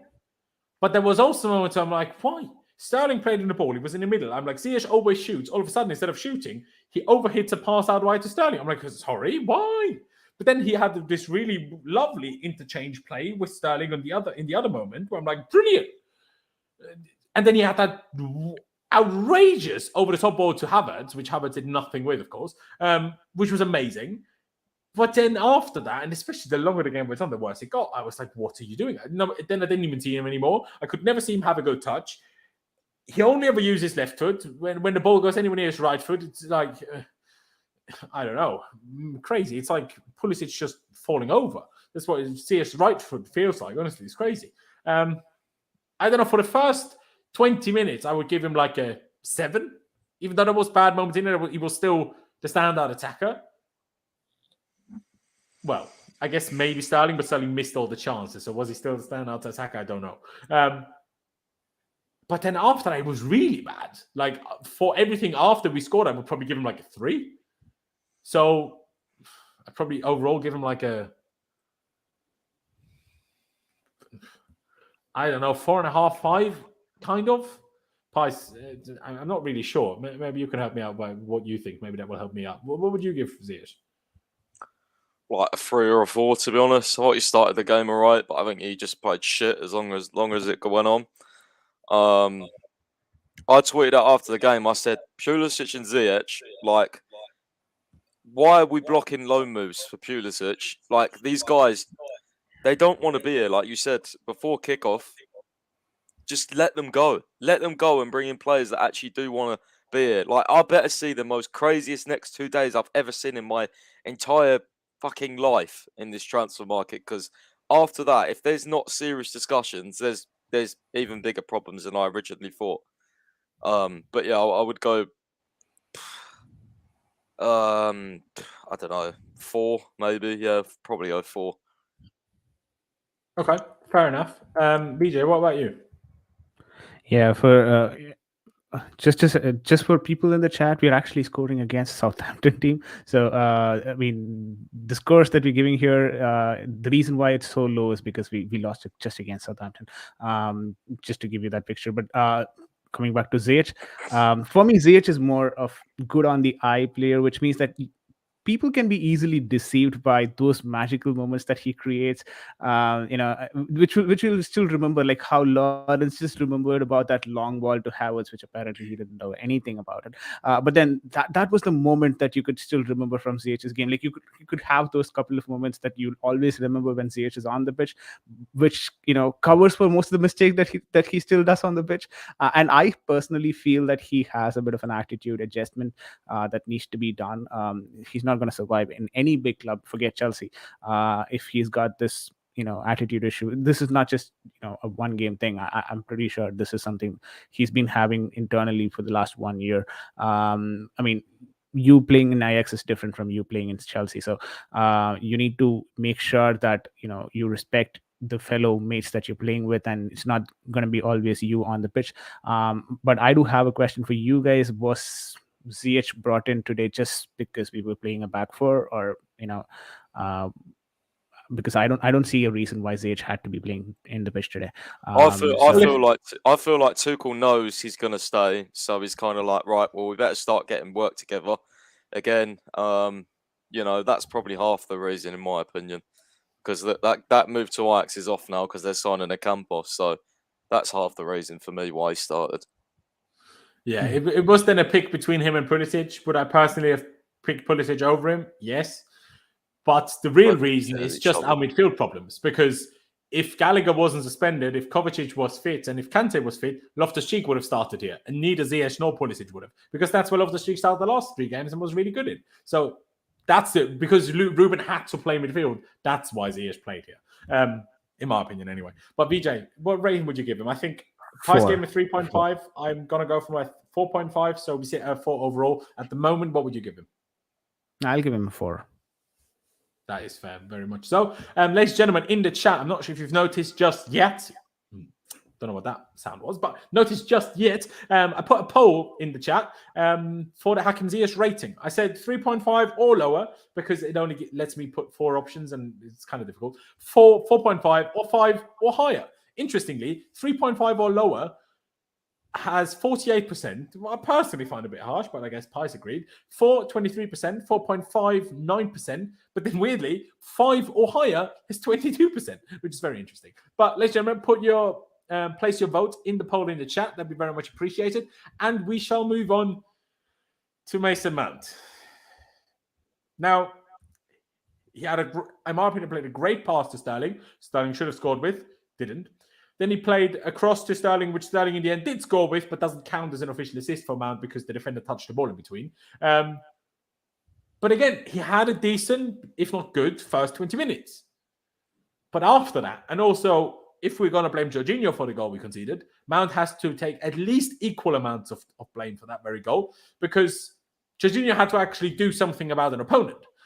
All Mount had to do was not underhit his pass, and that would have already been enough. We had the counter-attack.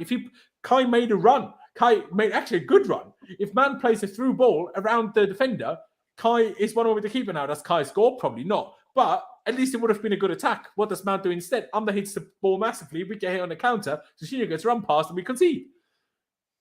It's not good.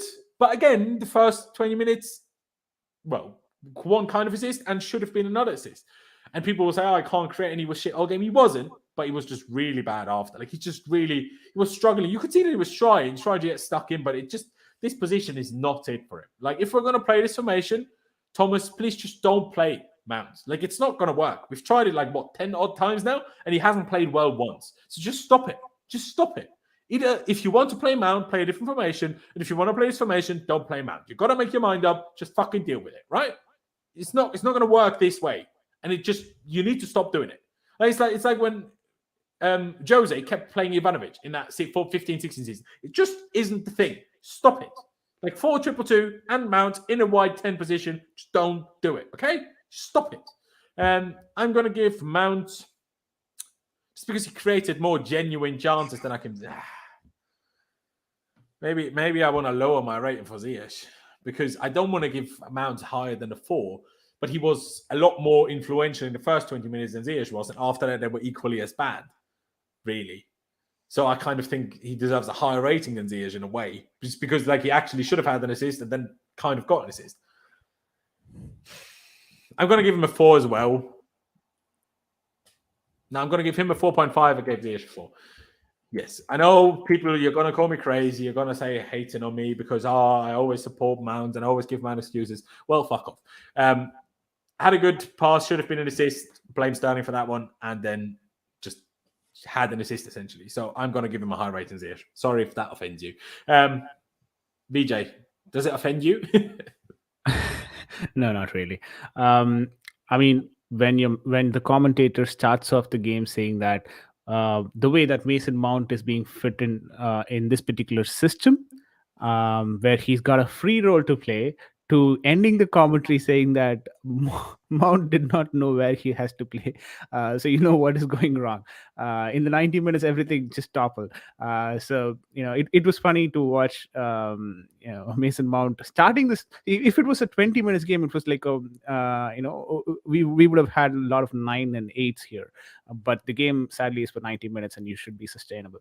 And our players are not, sadly. So that's the harsh reality and we have to deal with it. Mason Mount, like you mentioned as well earlier on the Cucurella point, he's been operating on that area where he's been distracting the runs of Cucurella as well. So just have to be cautious about it. Please try not to drift too wider. You are someone who can still take shots from outside the box. I mean, given the current squad, I'd probably rely on Mason Mount's shot-taking ability from outside the box than anyone's. In that but he particular doesn't formation. shoot though, does he? I didn't see him shoot at the moment. He doesn't shoot because he plays more wider. Like he starts drifting away wider. He needs to be, coming in to the center so that he can at least have an opportunity to take a shot or something like that. But he could come central though. Maybe Tuchel tells him not to, but he could, because that would allow Cucurella to actually push up, and that would have made us better anyway, if anything. Exactly. So that's the thing. So if he starts drifting wider, Cucurella obviously cannot come to the center because he has to fall back towards the wing again. So he's got a lot of ground to cover. So he's probably not going to do that, which just restricts the input that is given on the attacking side of the pitch from Cucurella's end. So things like this. Tactical nuances, but something that Mason Mount has to be very cautious about as well. Anyways, so 4 is what I'll go with. Fair enough. Fair enough. Pice, what about you? I'll get to that super chat after that. Oh, Pice, mate, you done. Oh, this guy, man, I tell you. Yeah, let's do Mount first, bro. Let's do Mount first. This guy, I tell you, Mason Mount, he needs to step up. Like, the good thing about Mason Mount, right? You know, every single season he's played for Chelsea so far is, you know, he could have a bad game or two, but, you know, the game after that, he would absolutely shine. He'd be our best player by miles. To go, and I know it's very early in the season, but all these poor games he's having is extremely concerning. And, you know, I'm sorry, we got to remember this guy won back-to-back player of the seasons, and I ain't holding off him anymore. I ain't holding off Havertz. I ain't giving excuses. I don't care.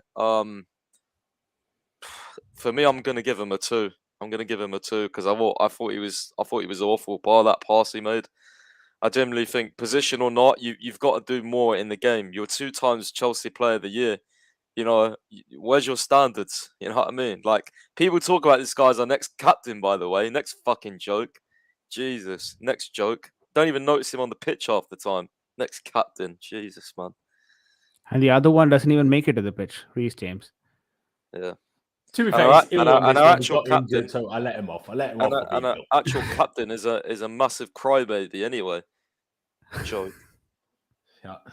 I mean, personally, I think you're being harsh with the 2 because he could have had 2 assists. That's Raheem Sterling's fault that he doesn't.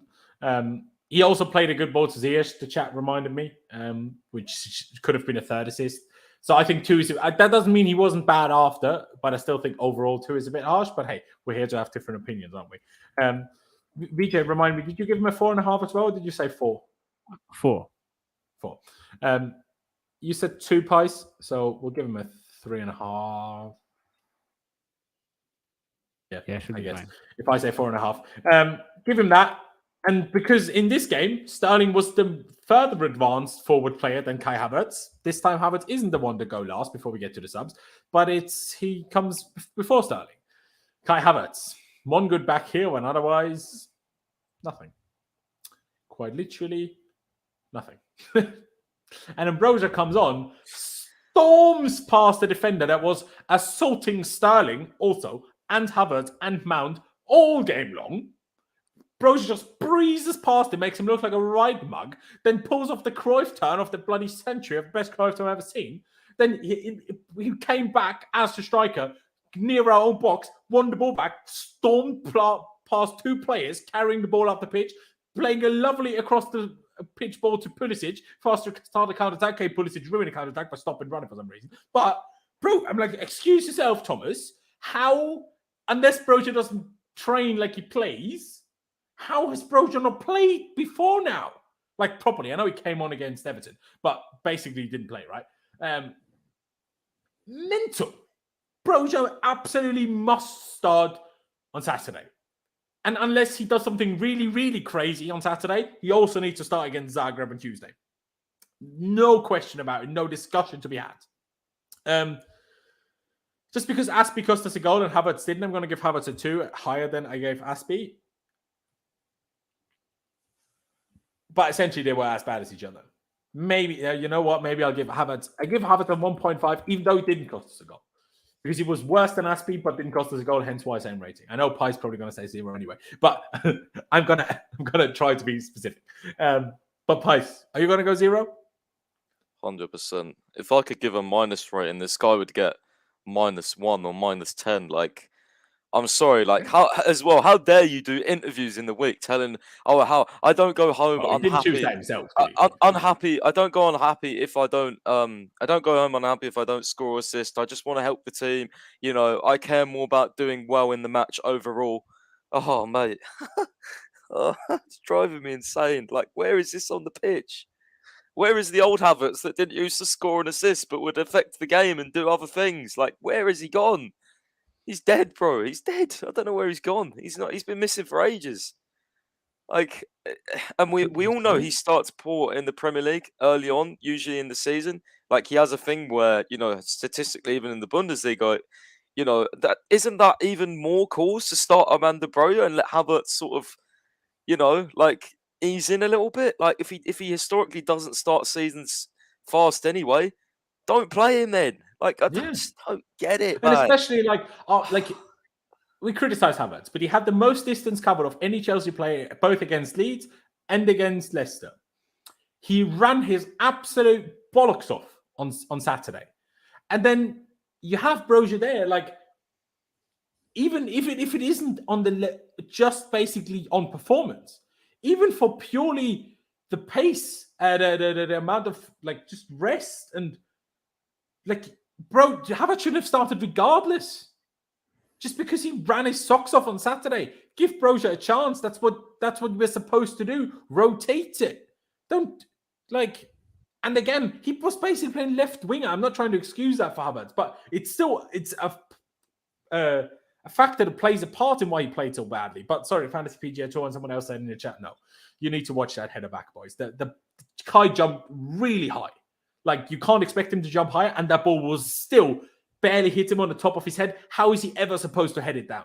Like, you have to think about physics as well before you make comments like this. I'm sorry, but he cannot possibly jump higher, in my opinion, because he jumped really high. And if he's not over the ball, how can he head it down? Like, it's just physics. If you're under the ball, you can only head it up and not down. That's physically impossible. So he was bad. Yes, he was. But that header, the only thing you can blame him for is that he should have let it through for Sterling.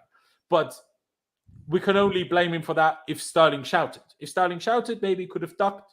But if Sterling didn't shout, then that's also not Havertz's fault. But we just don't know that one. But no, sorry. Maybe you guys disagree, but I think you can't, if the ball's too high, what are you going to do? Sorry.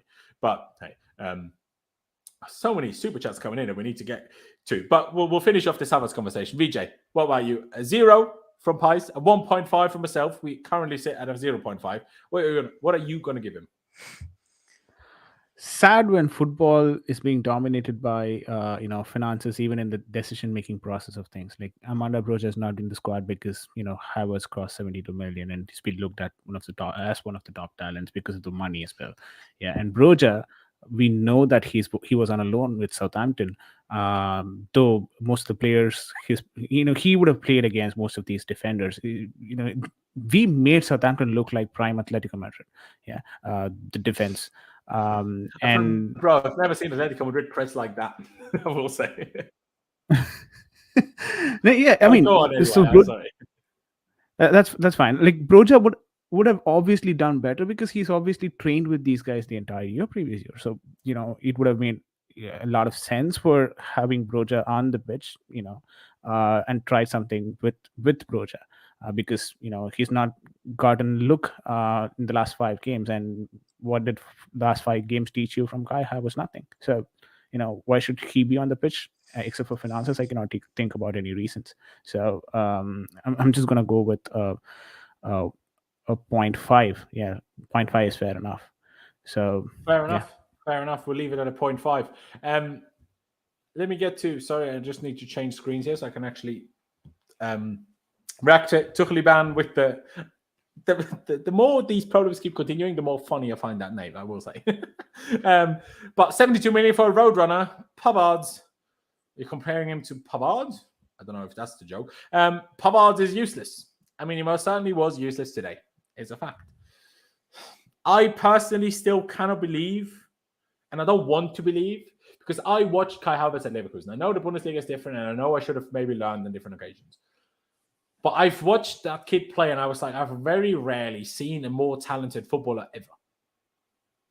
Like, obviously, there's the obvious ones like Hazard, Neymar, Messi, blah, blah, blah. I get it. But in terms of, especially at that age, I've not seen many footballers that talented. But it's a fact that for us, for essentially two seasons and a bit now, he's been really poor. With a few exceptions. But those are few games of exceptions, not even, and 1 month. Between in March last season. And otherwise, he's kind of been bad consistently. I cannot believe that he's just that bad. I cannot believe it. And maybe I'm being naive. Maybe I'm being too protective of him. But I saw so much talent in him. It can't just go away, can it? He's clearly not the guy that doesn't work hard. So clearly the lack of hard work isn't the problem either. So why is it not working? I'm not trying to just blame Tuchel for this. I'm really not. But it just confuses me because there was such a talented player there, and now he just looks like he can't do anything really. And I just don't understand how we got to this situation. If I'm honest, I'll keep that free Teddy super chat. We will get to it. Let's do the first 11 first, and then I'll show up Pi's tweet because I don't think that's what he did anyway. But so other people don't get an unfair judgment of what Pi's actually said. I will highlight it later. Awet, so I'm going to pronounce it, with another super chat saying we should sign Florian Grillitsch. He's a free CDM, Austrian actually. Awet, I will tell you, I would rather we didn't do that. Like, you know, I mean, I remember him being quite good in the Euros round of 16 against Italy, in which we lost in extra time. But, like, you know, I know he plays pretty well for Hoffenheim and he has good stats in that. But if you can't even play well for Austria, can you play well for Germany? For Chelsea? Nah. Not for me. But better than no one at the same time as well, in a way, I guess. I don't know. I'm not going to ask VJ and Pice about him because maybe they've never even heard his name. And if they have, they don't know that much about him. So I'm not going to throw them under the bus asking for opinions on players they might not be that well versed on. But let's get to Raheem Sterling. He did score again, which is great news. He's now got 3 goals for Chelsea. Should have had 3 just tonight, if we're honest. Now, okay, the actual goal probably doesn't happen if he takes the chance before this. It was in such close succession. Well, considering how we switched off after our first goal, maybe if he takes his first chance, we don't get another chance and we just lose 2-1. So he did get his goal. And the goal he did score, he took very, very well. The composure was incredible, in my opinion, to sneak that in. It almost felt like we all of a sudden had Man City type of luck when trying to put a ball over the line. I was like, I've never seen us just bobble a ball over the line like this. Usually they always get cleared. But for some reason they didn't. I was like, this is the City luck. Thank you, Raheem. Didn't help us for the rest of the game, unfortunately. But yeah, I'm going to give him a 7 like I did Silva. No, changed my mind. I'm going to give him a 6. I know he scored, but still missed 2 sitters. And if we're going to be harsh on Mount, Havertz, Ziyech, Jorginho, all of them, for how bad we were after we scored, that doesn't exclude Sterling, does it? He was equally as bad after we scored as all the others. Maybe not equally, maybe just a little better, but he's also getting a 6. But I think anything higher is maybe too high for anything that happened after his goal, if I'm being perfectly honest. Pice, would you agree with that, or do you still think he should get a higher rating? Who's Sterling? Yeah. No, I probably would go 6 even with the goal because I did notice this against Leicester as well. He does like he almost like he kind of like slows down the attack down too much. Like, you know, he'll stop and then like kind of what Willian used to do almost, but more centrally. I don't know why he does it. And it's really starting to annoy me. Because every time we look like we go forward, he'll like run and then he'll just stop all of a sudden. I don't know why he does it. It really annoys me. But yeah, I don't think he played great, to be honest with you. There was no, I saw people have a go at him at the end when he put the cross into the goalie, but there was no real options in the box. Even Broja from the cutback looked like, you know, the defender was very close to him. And yeah, I mean, the one that did my head in was when he didn't, or he just didn't make a decision, you know, when he went through on goal and he had, I think, was it Havertz next to him? He could have passed and he could have shot and he just lost the ball. Like, that did my absolute head in. The shot early on in the game, I'm not sure. Some people say the pitch was just shit and it bobbled for his shot. I'm not sure. But at the time, I was like, you've got to score that. See, sorry, I never take this excuse is horse crap for me. So how does anyone in Sunday League ever score a goal then? Come on. I always like, you know. Yeah, they were like saying the pitch, the pitch was bad for all 22 players on the pitch. Southampton still managed to score 2. Like, yeah, I think, I don't know, but we're not fucking tied. Do you know what I mean? Sorry, but no. You're becoming like Klopp. But you said you agree with the 6, yeah, Pies? Yeah. There you go. VJ then, last one in the starting 11. Would you agree with the 6? What race would you give him? Yeah, end of the day, he still got a goal. So fair play to him. So 6, he gets a 6, and yeah, like Pius mentioned, at times he needs to be, making those decisions a bit more quickly. He stops the attack for some reasons, and then decides to dribble in his own way, and sometimes just over dribbles stuff. So those things need to be sorted out. I mean, those are the things why Pep started dropping him, if we're honest with ourselves. But Yeah, correct. Over dribbling, right? And also I came across one of the tweets to your comments to your tweet about this particular show where there was a mention about Osimhen would start in this particular 11 as a number 9. Mate, Honestly, I'd start in this fucking team. Sorry. I'd start in He this said he fucking would team. start. Yeah, Oh. okay. I was about to say Andy Carroll, but yeah, we'll go with Vice only. Should have just fucking signed. He's better than Andy Carroll. Mate, come on. We should have just signed Sasha Kalajdzic and just cross spammed all Yeah, games. apparently Better for than what 80 we're doing million. now. Okay, no, honestly. That was so funny. But somewhere in the morning, a mate of mine said that he would read reports of 30 million. So how can it be 18? That makes no sense. But anyway, go on, Vijay, on your comment on Osimhen. Yeah, that's exactly what I wanted to say. Like, anyone starts here in this attack when your attackers don't have a single assist or a goal. So it doesn't. But Osimhen would probably start for 2 weeks, and then he wouldn't anymore. He's the next Serie A striker that just would be like, oh, what the fuck? These opponents run. And he's like, I've never seen that before. Do you know what I mean? Like you made that example with Pirlo earlier, and I'm like, well, yeah. In Serie A, Jorginho would also be an absolute bowler because the opposition doesn't press you there, so everything's easier. I mean, even but Bakayoko still, is half Pirlo- decent in the Serie A. No, but the thing was, Pirlo was of a different generation in Italy, though. Oh, of course. I'm also not saying Jorginho is that- anywhere near as good as Pirlo, by the way. I'm not trying to say that at all. just to be clear to everyone, I'm not trying to say that. But go on, BJ. Yeah. So 6 is fine for me, Sterling. Fair dues. He's getting goals though. Yeah, I mean, he's getting goals. At some point. He's still our top goal scorer. Probably will be at the end of the season. So he's finding the back of the net. So I would hope that's what we player. signed him for, really, isn't it? So yeah, a new player still coming into the team, finding the back of the net is something that doesn't happen in Chelsea more often. So it happens every now and again that they do it for the first 4 months. Morata, Werner, Lukaku. It just always tails off. But hopefully, fingers crossed, Sterling would just keep doing it for the next 4 years rather than 4 months. I wait, whatever. Followed his super chat from earlier up. He's better than that fraud J5 who can't run. Well, Grealish can certainly run better than Jorginho. That's true.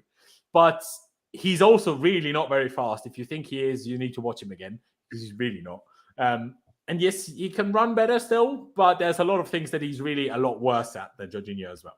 Okay, let me quickly get the formation and the ratings off the screen so I can quickly highlight Pice's tweet so we can get through a super chat. Because it is a super chat, so I don't want to just ignore it because I feel like that's a bit harsh. What tweet are you getting up? Well, the only thing I've seen you tweet about, where is it? About Christian Pulisic. Oh, God. Because the super chat is about why are you always blaming the American? And I'm like, you didn't. I just want to go, man. I don't even want to do it with these guys. Oh no, I'm not speaking. You're not speaking. Well, I'll speak for you. Free Teddy asks, must you always blame the Americans, Pice? Well, Pice tweeted, every Chelsea player came and clapped the away support apart from Christian Pulisic. Now, you might not agree with the fact that players should do that, but that is the football culture in England. That's not the culture everywhere, but it's the football culture in England. Christian Pulisic has been here for long enough now. So if Pice isn't a fan of that, I think Pice is very much entitled to not be a fan of that. Like, I've always fucking hated when people do that. It's fair because enough. people spend their hard-earned money.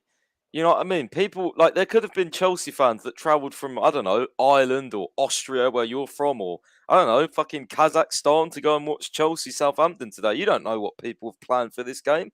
They go and see that pile of shit, and you see the disrespect from players just going down the tunnel. Even if it's a quick clap. Havertz didn't as well, but, Havertz was subbed off, so... Well, that's what I just said to Lewis. I was like, did the account report that? No. What, you know what I mean? If Kovacic didn't clap the players, I would have said, fucking hell, Kovacic, like, do better. Yeah. I've always hated it. It's nothing to do with Americans. I don't give a shit what nationality they are. Also, we only have one American, so... Exactly. I mean, I'm spamming Todd Bowley fan cams. Oh, yeah, I really hate Americans. Yeah. Fucking great. Yeah. There you go. I mean, yeah. I don't know. It's sorry, obviously some people will obviously use the counter argument. Well, these are, especially the away fans, are probably the most to blame for that in terms of being harsh against him often. So does he owe them anything? I think it's the opposite. I think the match-going fans are not the kids on Twitter that have, Pulisic out in their bio. They're the ones that, we're supporting Timo Werner and things like that. I don't That's think true. they have anything against Christian Pulisic at all. It's more a Twitter thing. These guys aren't on Twitter, you know what I mean? There'll be a It's few true. You younger know what? guys Yeah, I'll there, take but that back. Yeah, you're right. You know what? I think you're right. So, I yes, just- I yeah. agree. He should go over them. Now, do I think it's the worst thing in the world? No. He probably is fuming at that he fell over 3 times, and he's probably annoyed at himself. That's why he didn't go clap the fans. I just hate it. I couldn't care what player it was. And when I saw the no, CFC that's away fair. tweet, I was like, yeah, There you That's go. what it There is. you go. Let's get that formation back up on screen, and let's quickly run through the subs. Now, the first sub was, of course, Mateo Kovacic replacing Ruben Loftus-Cheek. Let's rattle through these a little bit, VJ. But what rating would you give Kovacic for his second half performance? He wasn't any good, so just came in, tried dribbling, which he apparently does. So how are we rating the substitutes though? What He what's the played a average? 45, just like Ruben did, so he gets a normal rating, but the other ones get like a star. All right, I'll go with the 3.5. 3.5. Okay, that's lower than I would have gone. Price, what about you? Kovacic. Yeah. I don't know. It's hard to judge him because he was injured, but he definitely was progressing the ball. He was working very hard. He also lost the ball on a few occasions, but Yeah, but he did. There was that one run I think at the end where he ran it back from. They were pretty much in on goal, I think, and he intercepted it and played it back to the goalie. That was Kovacic, I think. No, that wasn't Kovacic. That was I don't Jorginho. remember, if I'm being perfectly honest with you. There was Especially by one the end, I where was like, there I was have one given where up he on won life. the ball on the halfway line. And they could have been in because I was like, oh my god, like he nicked it Oh off. yeah, he had that good player. tackle. That is true. That is true. But what rating would you give him, bro? No, standard 6, to be fair, I think, from me. I would have given him the same 5 I gave Loftus-Cheek. He gave the ball away like Loftus-Cheek, and otherwise had a not particularly specially good, but not particularly specially bad performance. So hence why 5.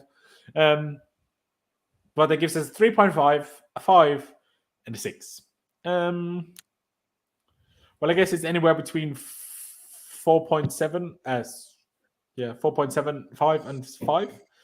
So we gave Jorginho the benefit of the doubt and gave him the higher one. So let's give Kovacic the benefit of the doubt and give him the higher one. And then we started changing formation. All right. So Broja for Havertz, Pulisic for Aspi, I guess. I'll shift it around in a minute. And who was the last player that came on? We've made it. Chilwell. Chilwell, I guess, came on for Jorginho in a way. Is that true? Is that Yeah. what we did? He played. So he Well, obviously played. we switched formation, but who was the midfield two then? Or did we not have He a played midfield? above Oh, Cucurella. I get it. Oh, sorry. No, I got it. So Pulisic then was the right wing back. Koulibaly, the right centre back. Thiago Silva, the central centre back. Yeah. I get there in a minute. Cucurella, left-sided centre back. Chilwell, left wing back, like Pulisic on the other side. Kovacic in midfield as kind of the base, I guess, then. Mount, left 8, Ziyech, right 8, and then a front 2 of Broja and Sterling, with Sterling off the left, Broja off the right.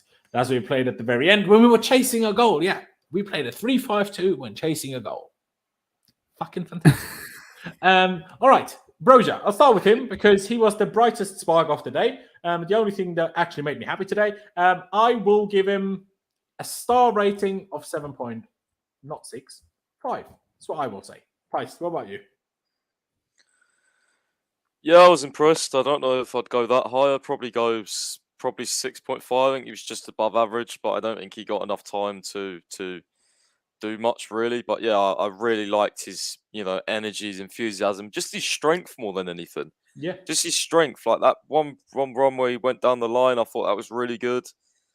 And honestly, if he does not start on Saturday, I'm actually going to lose my fucking marbles. And I feel like he's not going to start either because Havertz came off, didn't he? And if he plays Havertz, I mean, Aubameyang might even be here by then, but if it's just Havertz, anyone we sign should be anyone we sign will be here by Saturday. Yeah, but I don't know.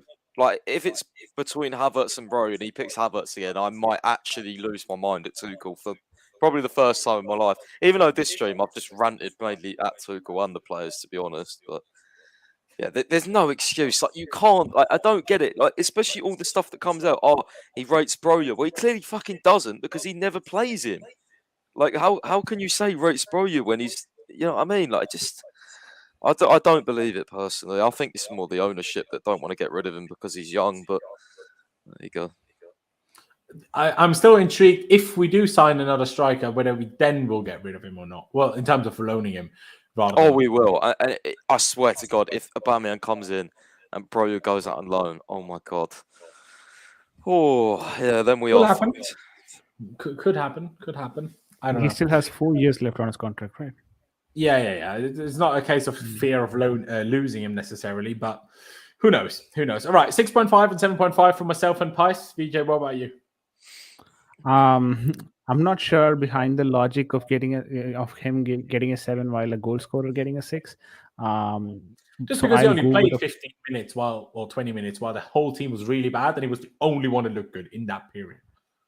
But still, if he would have scored a goal, getting a 7 would have made more sense for me. That's my personal viewpoint anyway. So that's the reason why I would go for a 5.5, slightly lesser than Sterling.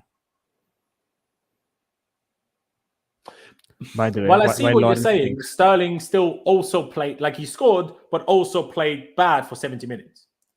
Broja only played for 20 and was good for the whole 20. So But that's then why he I didn't think have a now it's goal. harsh if you're giving him less than average.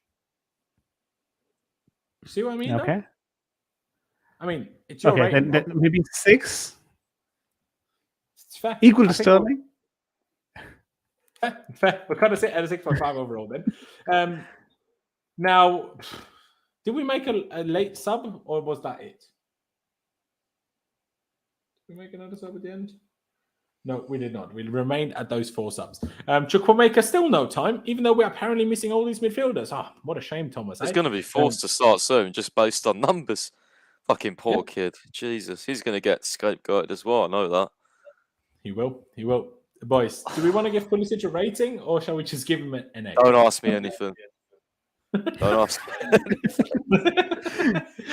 VJ, Why is do you want to talking give him a about Pulisic rating? is controversy? Thank fuck Clutch is not on the screen because we'd probably be screaming Oh, at he each would other. have been on our backs. He would have slain us. Fucking We hell. love you, Clutch. Oh my we God. love you, but you would have been on our necks. But hey, it's all for the matter, isn't it? At the end of the day, whatever we say doesn't change the fact that we bought it today, and we're just trying to make ourselves feel better. Really, that's what we're here for. And hopefully some of you as well. You know, we make some silly jokes, make you angry, so you forget about Chelsea making you angry. So you're allowed to be angry at me instead of Chelsea. It's probably healthier for your soul. Certainly healthier for my soul to be angry at other people than Chelsea. But VJ, would you give Pulisic a rating, or shall we just? And is fair for Pulisic, but I do have a question for Pius, if I can ask him that. He was talking about Kovacic doing a last minute tackle or the last minute tackle, and hence he gets a 5. So why not for Jorginho? He did that as well in the game. Because he got Sorry, say wrong that last pass bit again, bro. and goal. He was shit. I mean, Jorginho as well did the same thing. Like he had a last minute tackle, like and Cucurella. He also conceded us the second goal. Yeah, he didn't give him the rating purely for the basis of the tackle, but obviously you have to include standout moments and then the rest. Do you know what I mean? All right, the substitute rating is a bit, Yeah, it is definitely different. Definitely different. Yeah, it's different. Yeah, I get it. I mean, if we give Pulisic an NA, we'll give Chilwell an NA. What I can say is Chilwell doesn't look ready yet. I would For sure. I know. We that one time we threw a lot of the first teamers like Chukwuemeka, Chilwell, and a couple of others. In the under 21 side, we lost against Fulham, but Chilwell needs a few more of those games. He really does. So hopefully we can get those. And let's finish it off with our rating for Thomas Tuchel. Maybe I'll start, and I'll talk just my thoughts. And then I'll give a rating at the end. Now, when the team initially came out, do I think it was the worst team in the world? No. Do I think Broja should have started instead of Havertz? Yes. I personally, I said this yesterday, I think Mount should have been the one in midfield and leave Ruben in the position that he actually played really well in the last few games, while Mount continued to play in a position that he already played badly in. Why would you take someone out of a position he was good in to put him in a different position, but leave someone in a position he was really bad in? That makes no sense to me. I also don't understand why, like, he wasn't that bad, Ziyech, especially to start with, but I don't understand the logic in initially picking Ziyech over Pulisic. Personally, I don't see that. But maybe I don't know, obviously, what's going on behind the scenes. But personally, I would have picked Pulisic over Ziyech. And like, we can blame mentality of the players. It has, like, we're a team, right? The team is at fault. The staff is at fault, and that includes not just the manager but the assistants. I mean, VJ asked earlier the amount of set pieces we have, how much we look like conceding on every set piece, how much we never look like scoring on any set piece. Our set pieces, Anthony Barrier mentioned this 2 weeks ago, needs to be better. Like, none of what we do, we set up against the super high press team, and we look like the team is not ready to play a super high press team. And I'm like, can it really just be all these players being stupid and shit? It can't, like, surely cannot. Like, we struggled with their press also in the first 20 minutes when we were still pretty good. Not just at the end. Starting Aspie at right back. I forgot about that. Starting Aspie at right back. No. Saying yesterday it's a luxury to have to pick between James and Aspie. No, bro. No. It's a big no. It's a big, big no. It's saying that we don't need a midfielder. It's a big no. I'm going to give him... What's the lowest rating we gave today? Havertz got 0.5. Aspie got 1.5. I don't think he was that bad, Tuchel, but I'll give him a 2. That's what I'll give him. Don't know if anyone will agree with this, but that's what my heart is telling me. BJ, what about you? What do you make of the manager today? And I understand the manager rating is a bit difficult. It depends on whatever you want to include in that rating, but just come to your own personal rating, mate. Thomas Tuchel, for me, did not get his. I mean, he did try out all the substitutes, to be fair, like whatever options he had. But even those were late. Like, we were 2-1 down at half time. Then he only made the injury sub that he had to make, and then he took him until the 65th minute to make another sub. And then he didn't even make the 5th sub. All of last season, my guy's crying about not having 5 subs. Then he has 5 subs, hasn't used 5 subs in one game yet, I think. Why is that? I mean, let me put it this way, right? He didn't get the 11 right. So what he was able to do was, get on with the substitutes. Yeah, like you mentioned, he could have done it a lot more earlier. But Thomas Tuchel, for me, is not just with this particular game, but then his media talks, let it please be media gimmicks and not just, brutal truths, because whatever he's talking, I'm not able to make any sense out of it. And a lot of people are like me in this case, like you mentioned, midfielders not needed. Aspie and Reece James, a luxury to have in terms of selection headaches. Mendy still playing a lot of games. This is not helping. If this is the truth that he's actually speaking out, and if it's not just for the transfer market, we are in for a serious trouble in the season. I'm going to give Tuchel 1. I don't disagree. But I had to chuckle at this comment by Edge Naku here. Just toughen up as a team. Great solution, Thomas Souness. That's what it sounds like, honestly. Like, honestly. Sorry. Like Lampard, okay, go play whatever you want to play. Just play your hearts out. Sorry, BJ. I was reading the chat as you were talking about Tuchel. Can you remind me what rating you gave him in the end? 1. Okay. Pice, what about you? I don't know. I don't really know how to judge this. I'm more concerned with his comments after the games than what he does during the games. To be honest, off the game, in my opinion. Yeah, like the manager doesn't play anyway. So his whole mentality, pre-game, post-game, is all part of what led to what we did in the game. So in my opinion, we can take judgment of what happened in the game by what he says after the game, in my opinion.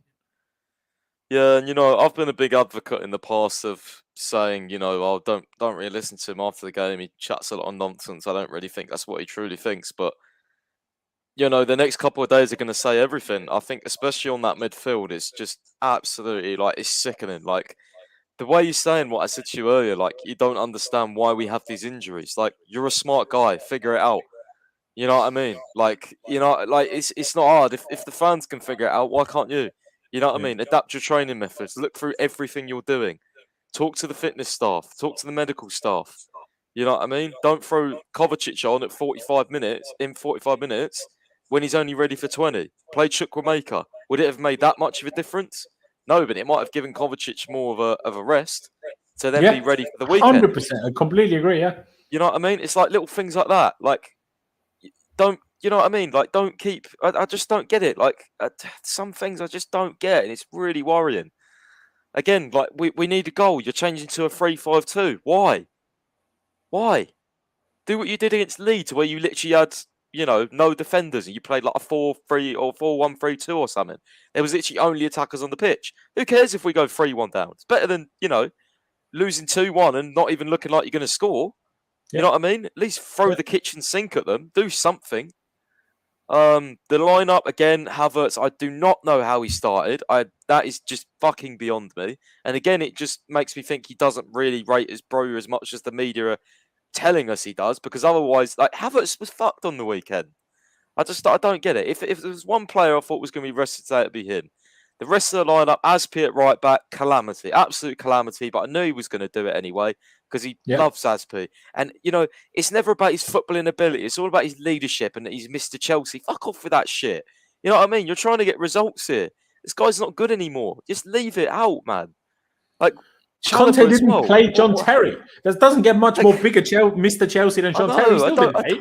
And I don't even agree with all that, I know he's been here a long time, but all this leader bollocks. Like, there's been so many occasions where I've questioned him as a leader. I don't get it, man. I don't. Right, anyway, I'm going to stop ranting. I'm just going to go for a 2. It could have been a 1 or a 0. There's too much stuff to digest, and I just want to go sleep, to be honest. Fair play. Let me just get through these last 2 super chats before we round this one out. First one by Adam. Just going to call you Adam before I butcher your surname. Why do we use the back 4? Rich James injury? Well, Rich James actually isn't injured, mate. He's ill, which is not bad because considering we played Tuesday night, maybe he's back by Saturday, which would already be a big boost. As to why we use the back 4, I would say, if anything, Rich James' injury should have been the reason to not use the back 4. Like I just said, I don't think Aspi should be playing right back. I think if any position, he should be playing right centre back.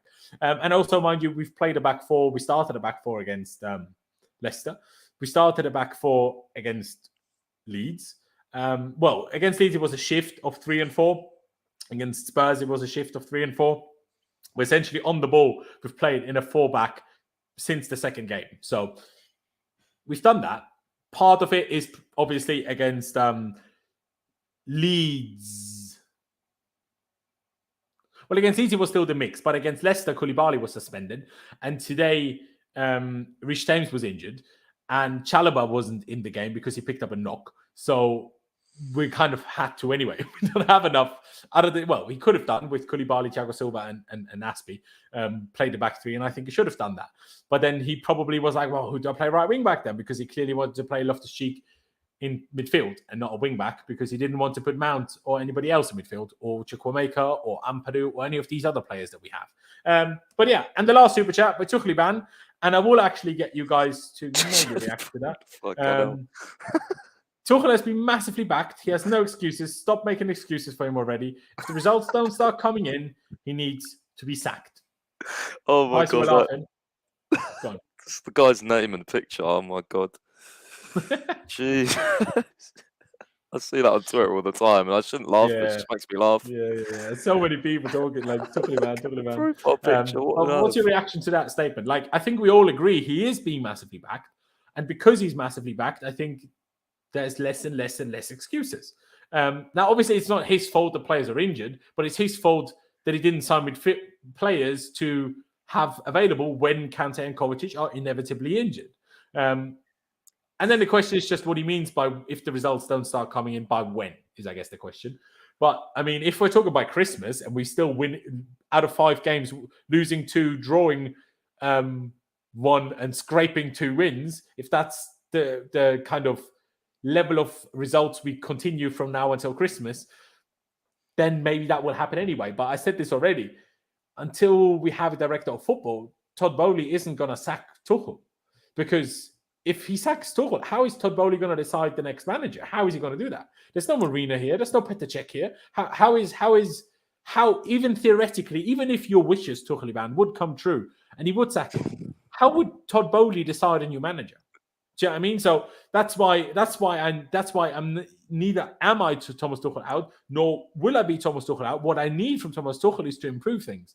And as I say that on players, as I think that with all the players, they can improve things, I think that with the manager. But he needs to, because Chelsea, and maybe it's harsh on him that we rely on him so much, but we rely on Thomas Tuchel to take us through this at the moment. Once we have a director of football, once we're a year into the Todd Bowley reign, we're going to be fine, absolutely fine. But right now, we need him desperately. We need him as a manager. We need him as a guy to sort all the football stuff, but we need him. So we can't sack him anyway. We won't and we can't. So that's why it's so important that he finds a way to get the results, because if we can't sack him and we still don't get results, that's a serious problem. Laurenz, we need to sack him during the World Cup. Perfect timing, and Enrique could come in. Oh, please don't give me Enrique, man. He couldn't even defend in La Liga. Imagine if trying to defend against Southampton. We're going to get absolutely battered. Nah, I don't know. I don't know what I think about Enrique. That's the thing. It's like, even if theoretically you did want Tuchel to go, who do you want to come in? I don't want Pochettino at Chelsea. I don't really want Enrique, because he just buy a load of, skinny technical players and won't, think about the necessities of the Premier League.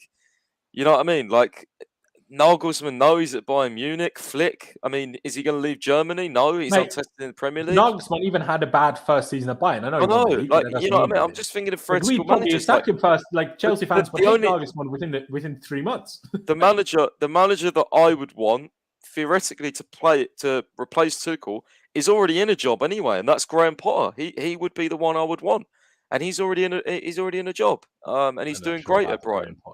I think we need to give Graham Potter another job before we think about Graham Potter, personally. And if not, I would find it hilarious if all of the Yerdas were like, "Oh, sorry, he hasn't won anything." Imagine if we got Graham Potter, and then they wouldn't say that. That would be hilarious. I mean, that would be the biggest proof for racism of all time. But, it just would be. But, hey, here we are. VJ, what do you think to that comment? Do you think... Oh, and also adding to what I said, because we need Thomas Tuchel to make footballing decisions, we can't really sack Thomas Tuchel, can we? Even if we would want to. From a business standpoint, true, but whatever decisions he's making from a business standpoint, are they being validated correctly? Because he himself has openly accepted in the media that he's not done this before. He's doing it for the first time, so there's a lot of learning going into it. So what's to say that he's anyways making those mistakes, and that needs to be corrected. So but I hear your argument. There needs to be a director of football. It should be again a top-down hierarchy in terms of management shift. That's how Todd Bowley approached the management shift as well, right? It was it was changing Marina, it was changing check everyone on the director level, and then from there it just swooped down to the bottom. So it's a top-down hierarchical org shift that happened, and probably that would be the same as well here. They have to start with the director of football and then go on with the manager. You cannot be the bottom-up approach, because again, the new manager will come in. He will not have a director of football. He would not know what. No. But how would Thomas Tuchel pick a new how would Todd Bowley pick a new manager? I mean, again, it's just going to be based on. It's just going to be based on what we see as success, right? Like let's say random people, when we see a manager, we say, okay, man, he's completed this with this team. He's completed this, like, achievements and probably the basic analytics. He's got some big data that he's working with. Todd Bowley, apparently he's known for big data analytics. Maybe he does that and picks a manager still. Even if he picks up a random manager, right? Again, the same problem would occur. Who's to say it's not going to be occurring the same way? Because the new manager also will not have a director of football. Will also not know how to make those decisions. So, who's to say it's not going to go wrong again? So that's the reason why I'm saying the bottom-up approach will not work. I don't want as well. I hope it does. I want certain individuals from this team, from this squad, removed before Tuchel does. Because if Tuchel is removed before certain individuals, we're never going to move forward because they're going to get the chance. They're going to do really well in the first sort of 3-4 months. Everyone's going to go, oh, look, Tuchel couldn't get the best out of these, but this guy is. And then, a year or two down the line, we'll want them sold again. It always happens every single time. You're concerned that it would happen the same way like Lampard and Tuchel happened, like where... Yeah, maybe. Like almost like, win I the don't know. Champions League, though. I mean, maybe like, like say, I don't know, in the next 2 months he gets sacked and the likes of, I don't know, Ziyech, Pulisic, Aspi, I don't know, other players stay at the football club who are not going to be here or don't want to be here long term. If they start putting in good performances and then they get new contracts, everyone will go, oh, well, Tuchel couldn't get the best out of them, Taliban, blah, blah, blah, blah, blah. And then a year or two down the line, we'll be at the same point with a different manager. Because there'll be attitude problems, and you know what I mean. And then we'll be saying, Chelsea, bro. That's why I do think we need to get over it. But at the moment, Tuchel isn't giving me at the moment. I'm not getting the vibe that it's only the squad's fault. Do you know what I mean? I think Tuchel is making. Oh no, it's that's definitely my concern. It's definitely Tuchel's fault as well. And I wouldn't be surprised, like you said, if he's been horrible to certain players, or maybe his way of telling players stuff doesn't go down well in this sort of modern age. I don't know what's happened behind the scenes, but yeah, even today when he turned round, I think when Silva cleared it off the line, he shouted, literally screamed at Anthony Barry on the bench. Like, I know Barry does the set pieces, but you ain't going to take that well. They need to have a conversation.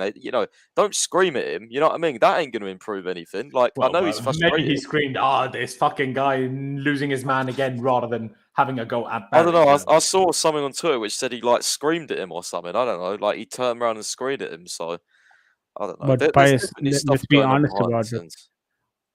But let's be honest about it. Yeah, that what's his name? The goal scorer, the first goal. He was literally standing there. He didn't even have to move an inch. Yeah, he was standing there, took the shot. That's it. So ideally, someone should have marked him. Yeah, I know. I don't know why no one was marking him. Sterling was marking the first guy. Then the Lavia, or whatever his name is, was completely free. Exactly. He was standing there and took the shot. It was like practice training round shots. It's fucking basics, honestly. I don't know.